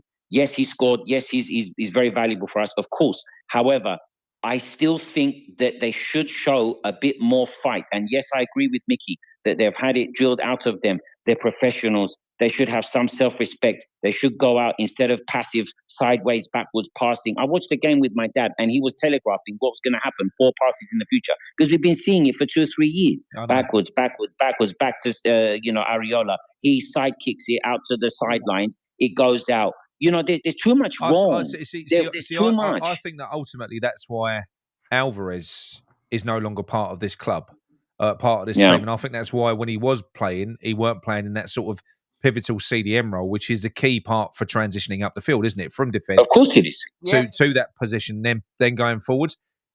Absolutely. He's a direct player. He don't fuck around. He's direct. I think he's also a direct man. Yeah. And I think that the two combined served him well. Yes, he's been poor this season, but really, who hasn't? Yeah. So, you know, we've seen last year what Alvarez can do. We saw at Ajax, if you watched him, and I told you one of my best friends is Dutch, he's an Ajax fan. He told me, you're getting one hell of a player, because he knew him and Kudus from the years that he spent in Holland. But if you're not giving a player like this free reign, to do what he wants and to utilize his strength as a human being. Yes, he's reckless sometimes, we know, but you know, overall, he was a fantastic player last season. If you're not allowing someone in a key position to show themselves and flourish, then what confidence does it give to you? You know, that you're going to do something elsewhere on the field. Well, I know that there are so many players that are the key players. Bowen, obviously, I'm not diminishing Bowen's impact. I'm not, but still, he's shown many games that he's been poor. Paqueta, yes, he gives the ball away, and he was guilty 2-3 times today, and he didn't bother to go back. Fine, but he is able to provide those glimpses of magic. Kudus just doesn't look himself, and he shouldn't be playing. Guillaume should have been given a chance. I'll tell you one thing for me, Corral, right? Which is, if you wanted to try and take something positive, right? Something positive from Potter, and even if you wanted to ignore the results and you wanted to ignore this and ignore that, what you would do is you'd look at maybe what he's done with one player. Tell me one player that he's improved in his time since he's been in control of that team. None. Scholes came in, did well, and he's gone backwards. No. Scholes was a ready-made product. He's gone backwards, and now he's gone out of the team that Liverpool game because he pitched him agaginst fucking Salah with only Kilman on the inside. Yeah. So but what I'm saying is, he hasn't improved one player, not one. No. I think that the only player that you can say has been consistent, and I know he's guilty of getting a bit of a brain freeze when he gets to the 18-yard box, is Wan-Bissaka, and I know that he's got flaws. Yeah. He's got flaws. His crossing is not great. He's a little bit brash. You can't fault the guy, and his recovery runs and his tackles have been absolutely prime. I think Wan-Bissaka's been great since he's been in, though. Precisely, that was my point. Yeah, that was my point. I liked him at Palace. I even liked him at Man United, and I've got a Man United friend who said to me, "You guys are getting, a really good deal. I don't know why we're letting him go." Now, maybe he wasn't good enough for Man United a couple of years ago when he went. Okay, they've deteriorated since then. However, there's only one, maybe two players that you can say have improved, but that's because I think that's them as a professional anyway. The manager has not improved anyone. Neither did Lopetegui, but the manager's not improved anyone. Corral, do you know what though? It wasn't actually hard because under Lopetegui, Wan-Bissaka was out of position a lot. He was out of position. So all he had to do... He was still playing well though, wasn't he? Yeah, no, he's still playing well, but he was out of position a lot. Now, all He Potter had was. to do, which is what he done, was just leave him back a little bit more. Now, he runs the ball when he runs to it, but he's more of a defender now than he was under Lopetegui. Correct. He wasn't rocket science, so then that's why he looks better now under Potter than he did under Lopetegui for me. But that's literally the only player I can think of. Yeah, you can't. I'd say there are far more lot of players that have gone backwards. Yeah, 100%. I never absolutely. starting with Kudus. Now, I never. I mean, Alvarez is not even in the team, but I never really rated Kilman whatsoever, and I know a lot of people agree. I think there were the first 3-5 games that he was better than we thought, but over the last 2-3 months, he's an accident waiting to happen. He's honestly giving Mavropanos a run for his money. So and cool. I know that you got this thing from Mavropanos, Nick, about keeping him in the squad. Mickey doesn't like him, neither do I. However, Kilman he's really fighting to have that, one massive area. And obviously the goal came from his mistake. Now, we need an absolute rebooting. And to be honest with you, personally speaking, I don't have the patience, belief, nor confidence that it will happen satisfactorily. And I can't keep watching these games. I can't. No. Everyone knows that watches this show how long I've been going to games, how long I've been watching games. So I'm not going to repeat it. But even if you've been only watching for the last 10, 15 years, you expect something from the team. You expect there to be some kind of upward movement. We take one step forward and go 5 back. It's going to be an even longer rebuild than this one should have been, but never did, materialized to be. Yeah. And with this guy in charge and the board, and then stem down to Potter, it's not going to happen. That's a deconstruction. That's what that is. Yeah, it's we'll turn into Charlton. Yeah, I'm not saying we're going to drop down the leagues, but you're going to turn into a team. It could happen. I mean, like Mickey made a good point earlier on. Yes, fair enough. The 3 teams that have come up have been absolutely shit and everything else. But since Potter's come in, I haven't looked at this, so I don't know. But I would find it hard to believe that points-wise, we've been worse than Ipswich. I'd find it hard to believe that since Potter's come in. And the teams that are coming up, or someone like a Leeds, all it takes is, I mean, they've been unusually shit this year in terms of points haul. But all you need is one team, just one, to push on and get 40 points or 42 points. Then we're fucked. Leeds is one of these teams that will always invest money. And I think that, them and Burnley, they've both got 100 points. And the championship is no joke. No. You look at the gap between 3rd place and 4th place. I think Sheffield United finished 3rd. I think there's a 20-point gap between 3rd and 4th. Yeah. So the playoffs are a lottery. But on paper, Sheffield United should come up. So the 3 teams that, a couple of years ago were in the Premier League are going to come back up. Now, I think Leeds will always hold their own. A few years ago, they were naff, but Bielsa didn't really set them up. So we really could be in deep trouble next year. We really could, because you look at the teams around us, as much as we detest them, as much as we know that, they've been almost as bad as we have, Tottenham surely won't be this bad next year. No, I'm not saying they're going to get top 8. Neither will Man United. Neither will Man United. I think Everton will be there or thereabouts. Corral, you've got 1 minute left.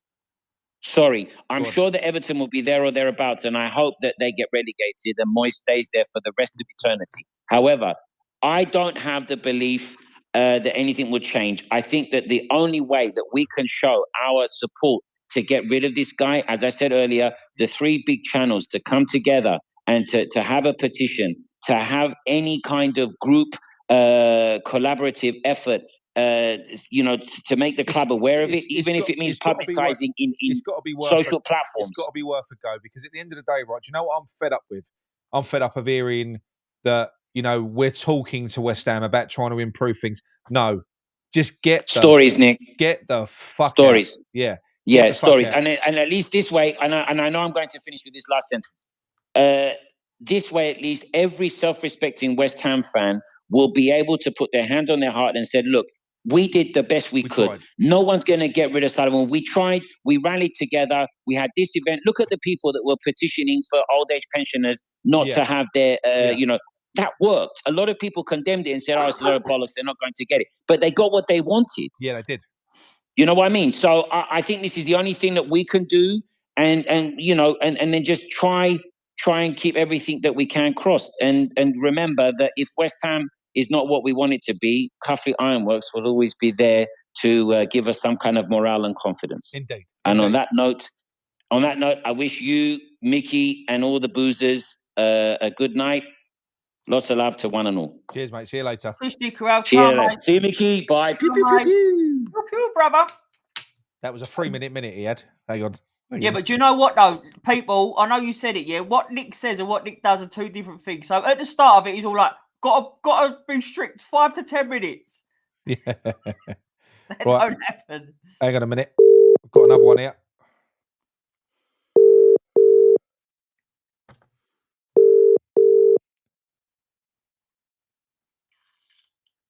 Hello, is that my arch nemesis, James Fever from E20's own TV? Fucking, who would have thought it?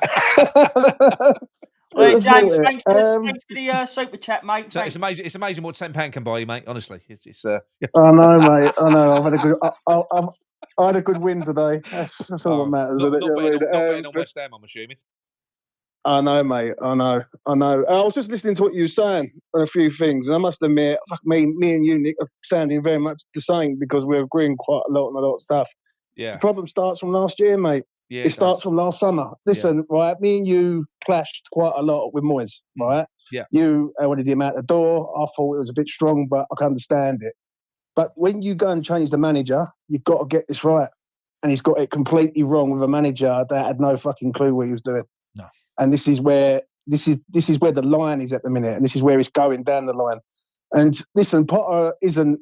I don't think Potter's the guy, but it is what it is, and we ain't going to get rid of him anytime soon. He's got a break clause in his contract for next year. The main concern there is a real acceptance that I've got now, which is a line that you always spun, which is bang on. And that is now I'm now petrified of even if you move on from Potter, who the fuck is he going to get in next? Especially after what we've just witnessed, gone from Lopetegui to Potter. Yeah. It ain't got better. It's not. I just don't really know. We're not going to get the type of manager we want, are we? We're just not. That's why it's going to be either someone like Sean Dyche or a Gareth Southgate, because that's next in line. That. But they're the ones next in line. If you go through the list that you've just said, on the same ilk are them two managers. Yeah. Listen, I'm with you. I'm with everyone. Like, listen, we're all the same. We're all West Ham fans. We all can see it from afar. And whether you want to trust the man or not, it's irrelevant. This geezer, we've got to hope. We've got to hope next season he gets it right. Because if he gets it wrong, West Ham are never too good not to go down. But we all remember 2003 when we had a better squad than what we've currently got right now, with better players in that squad in 2003 when we went down. And that scares the life out of me, Nick. I'm going to be straight, mate. It scares the living shit out of me, because if West Ham go down, you've only got to look at Leicester City. They won the Premier League, they won the FA Cup, and they are a dead team at the minute. And the thing is, that could happen to us. You can't keep being reliant on the 3 teams coming up being like that. The 3 teams that came up this year. I mean, next year, I think as Corral said, I think it's going to be a little bit different. You know, Burnley and Leeds on 100 points. Leeds have got a lot of back in there as well. Yeah, I completely agree, mate. I completely agree with you. Like, I couldn't agree with you anymore. Like, it only takes one bad season, and that's us through the trap door. And the thing is, we can't rely on Jared Bowen every week. Like, because if he goes and gets an injury or anything like that, it's good night from him. Like, it's a major concern. Listen, at the end of the day, the summer's big. I said it the other day on E20. I said it's the biggest summer in West Ham's Premier League history. They've got to get this right, because if they get this wrong, then the only way is backwards, and backwards is relegation. Like, what's wrong with finishing 17th right now? Apparently, I attended the same maths class as Diane Abbott. What have I said? That's a great comment. Fucking hell. Yeah, mate. Honestly, I don't know. I feel. I just feel. I mean, watching that today, I was so fucking bored. I mean, that has got to be for me. Bearing in mind, you know, we've seen Spurs beat us in derbies before, where we've been shit. But the actual occasion, that is the worst derby between us and Tottenham I've ever seen. Yeah, that was shit. Yeah. And that, and that alone is bad as well. I mean, the other thing as well, I know that you, I think you said it before. And we had an Aston Villa fan on here earlier on saying that, you know, it's a way society's gone now. You know, it's not the same in these football grounds anymore, because at Upton Park, this wouldn't have been tolerated. There would have been protests. There would have been a lot of noises made. And I was probably a little bit harsh earlier on. I was trying to rattle the cage, because I do feel like, you know, we've all become a little bit fucking soft to it, to be honest. I'm one of them. I gave up my season ticket. I didn't go down fighting. I just fucked it off. And I think that's what people are doing now. They don't fight now. They walk away. It's franchise football, mate. Yeah, that's what it is. It's starting to become a franchise. Yeah. And what is coming, what I believe, is the Netflix of football. And what they're going to do is they're going to wait everyone watch it on Netflix, and to go into the ground is going to be a privilege. It's going to be a bit like the NFL and the Premier League, or the West Ham that we all knew years ago, kids for £1, and it being a reasonable priced. That's dead. That's gone. Like you're going into a new era now where it's all about the money, and anyone who fills that seat is basically a paying customer, and that's the sad thing about it. Yeah. Do you know what I mean? We're in a training ground that is fucking poor. We're in a ground that we don't even own, and we've gone from our spiritual home at Upton Park to Stratford, and that's where it breaks a lot of people's hearts, mate, including myself. Like I'm not going to deny that. But the thing is, we ain't going to be able to let go of that place. I've said it before. You can't let go of the history when the present is so shit. So maybe if things started to really improve, and because that's the only it could happen in that place. I know you've not been in there, but believe me, it's not. Yeah. It's not like the fans can't lift the team in that place. The team have got to lift the fans. I'll be honest, Nick. That's how it's got to be. Nothing changes, Nick, until Sullivan goes. No, because this is always going to be a rumbling effect down the road consistently. Sullivan, for me, has done his time at West Ham. He can't take us any further, mate. And I think he really can't. I think that's another big reason why the fans will never accept that stadium while he's there, because we blame him for it. I agree with you on that. I think that's what it is. I can't not disagree with you. I think that's what it is. I think a lot of people. Yeah. There's a lot of resentment there. If a new owner comes in, we can't blame him for the fucking stadium, can we? That's the thing. So I think it's a natural transition. I think that little fucker's got to go. He's got to go. By hook or by crook. I mean, he's going to at some point. It's got to be a fresh slate for everyone. Yeah. Like when I was saying it earlier, like you got the whole summer to go out and find a manager, and you go and find Julian Lopetegui, who's a free transfer. Now, Aston Villa had Steven Gerrard in charge, right? Yeah. They went out and got Unai Emery. They didn't muck about. They acted like a big club. Went and paid the money to get Unai Emery from his actual club at the time. West Ham should have done the same thing, right? Whoever that would have been, I don't know. Yeah, but James, this is what I keep saying to you. We shop in the fucking charity shops for our managers. We get the managers that no one else wants. They've been shit at their last job and they get sacked. And then we think, do you know what I think it is? You know, when they've done it with Moyes, they thinking, oh, he was good enough to go to that team. They've missed a trick there. We'll go and get him. They've tried to redo that with the other managers, and they're just a cheap arse. Do you know what I think it is? I just want to say this, Nick. Yeah? Do you know what I think it is? Sullivan doesn't want a manager that overpowers him. That's what I was going to say. That's what I was going to say. I don't even think it's being tight. So I was told this by somebody that knows Sullivan and talks to him, and he said he gets put off by managers that are a little bit too confident, that might have a little bit too much to say. Whereas if you're getting damaged goods that are just grateful for an opportunity, that's it. You can slap them out a little bit. That's what I'm trying to say.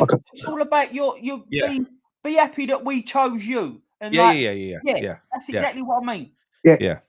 I completely agree. What it is, it's a power thing with Sullivan. Yeah. It always has been. If the manager becomes bigger than Sullivan, that means the manager runs the show, and Sullivan will always run the show. I remember saying this last year. I said it on E20 quite a lot. And when me and you would go at it, basically it was like I was saying to people, just remember who runs this club. Yeah. And Sullivan runs the show at West Ham, and he always will do. And what my biggest fear is this summer is that basically he's got the whole summer to sort of go out and get the players. He's got to get this right. He simply has, because if he doesn't, and he mucks about, and he doesn't get Potter's players, and Potter fucks about, then we could have the same situation next year. And that's where the fear is. It's not just with you or me or with anyone.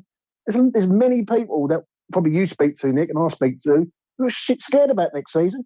Mate, and they should be optimistic. Mate, I'm one of them, James. I'm shit scared of next season if it's the same people in the back. I'll be honest. I think the way that, if you look at the trend of West Ham since before Prague, so if you take the cup out of the equation, you know, because that did for us what it's doing for Spurs this year. You can have that parallel. It's polishing a third of a season. So in the Premier League, we've been struggling for 3 years now. So the problems have been there for quite a while. This has been coming. You know, and it's weird. It's like a sliding doors moment in a way, because although that was the best night of our lives, winning that cup in Prague, if we hadn't have won that, apparently Silva was lined up to take over from Moyes. But then what happened is Sullivan's ego got fucking inflated. He thought, "Oh, look at me! I've done it. I've brought you all a cup. I've done this. I've done it." And ever since Prague, I can't think of one thing we've done right since Prague. Not one. We've just literally been driven into the fucking ground. Everyone said that's when he should have gone. I think that's when Moyes should have gone, and we should have gone go to that next level. But I do get it was hard to try to get rid of a manager that just won you your cup. I get it, but in that season, the Premier League season, we were shit. But when you think about it, if you look at that now, so looking at it from our point of view, looking at Spurs, right? If Ange wins that cup, should they keep him? Big question, isn't it? Like, I don't think they should. I think they'd be. But they won't. But then all the pundits and Spurs fans that told us, why would you want to get rid of a manager that just won you your first cup in years?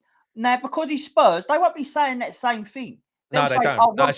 It's a different rhetoric now. If you listen to TalkSport, the only thing I will say to you is just on this is that basically last season Sullivan had the whole year to plan if Moyes wasn't going to sign a new deal or whatever. I know. He completely fucked it up.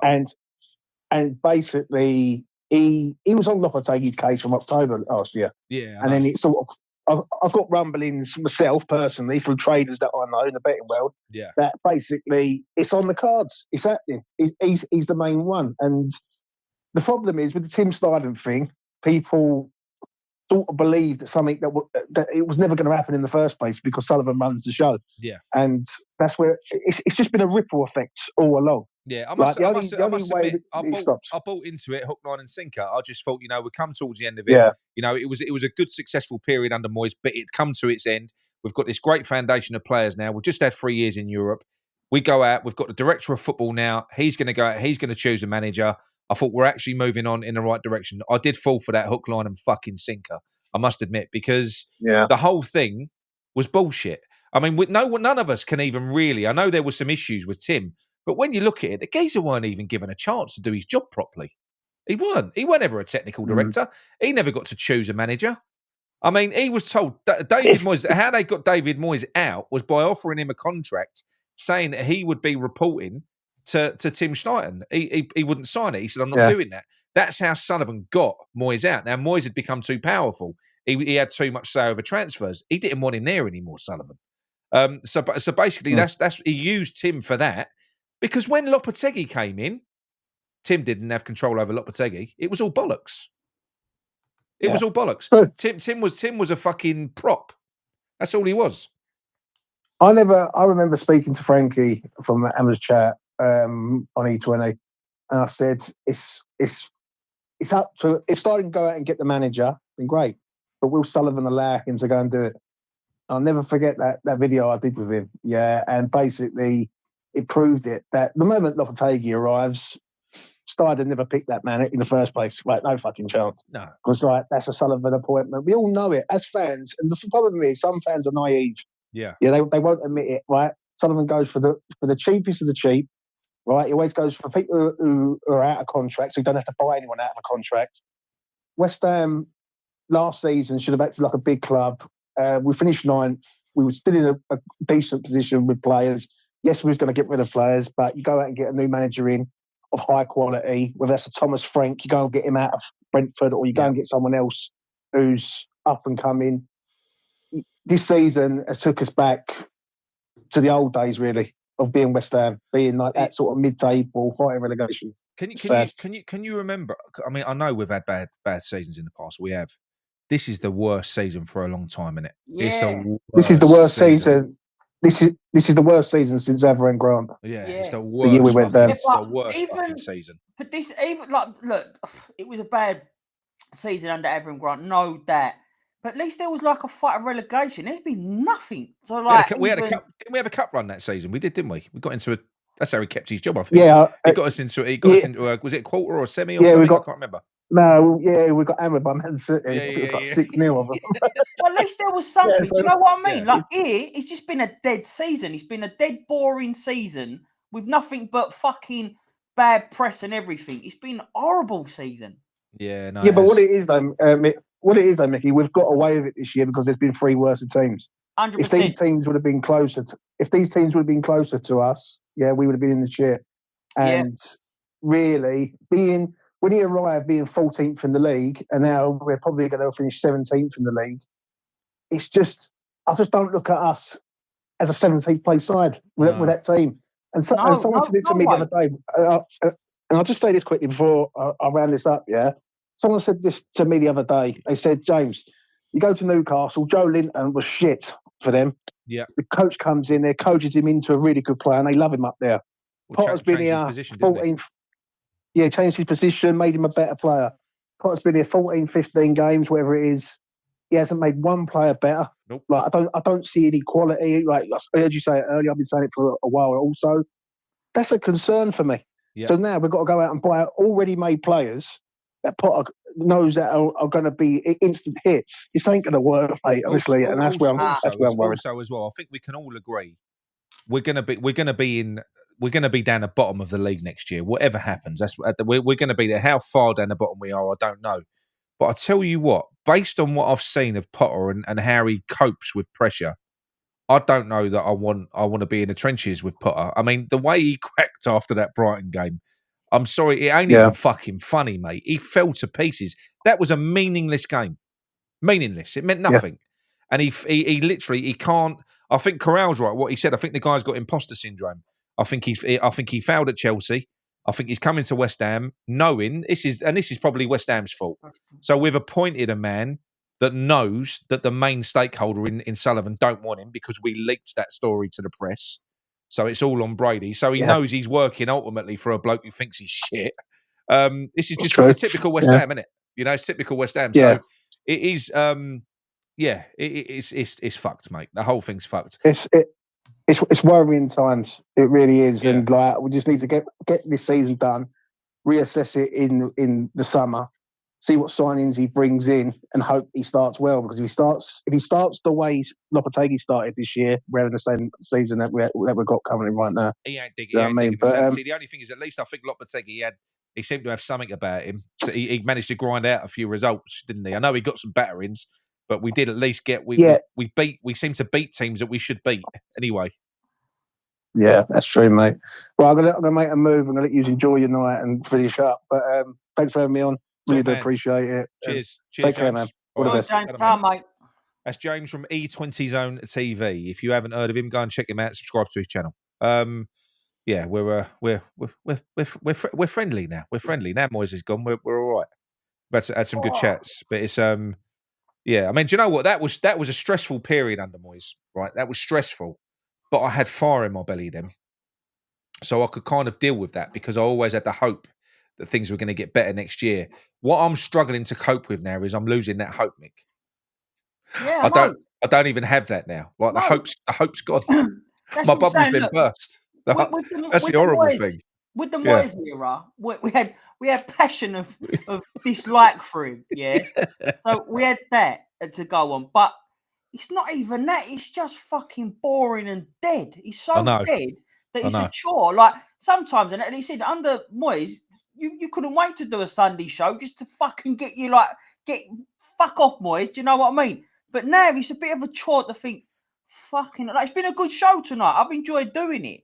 Yeah. But like as you said at the start of it, you were like, "This is a fucking chore." Like it is a chore. It's a chore because that's the main reason for me. You know, I can take us being shit, providing I've always and you know what?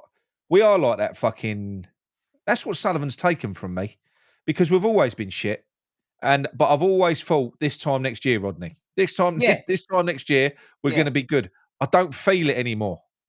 He's taken that away from me. So he's even removed hope, the cunt. He has, which ain't right. That's not you know, it really ain't. And and that's why in in a sense, I think he's coming towards the end of his time at West Ham because I'm not on my own in this.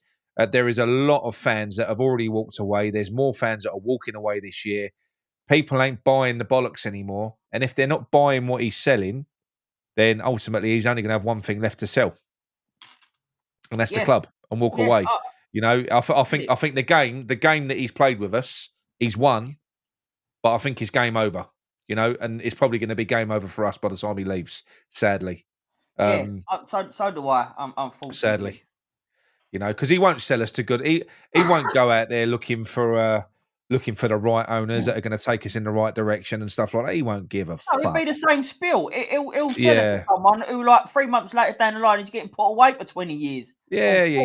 It'll be a similar sort of thing. So it was a worst thing that ever happened to this club.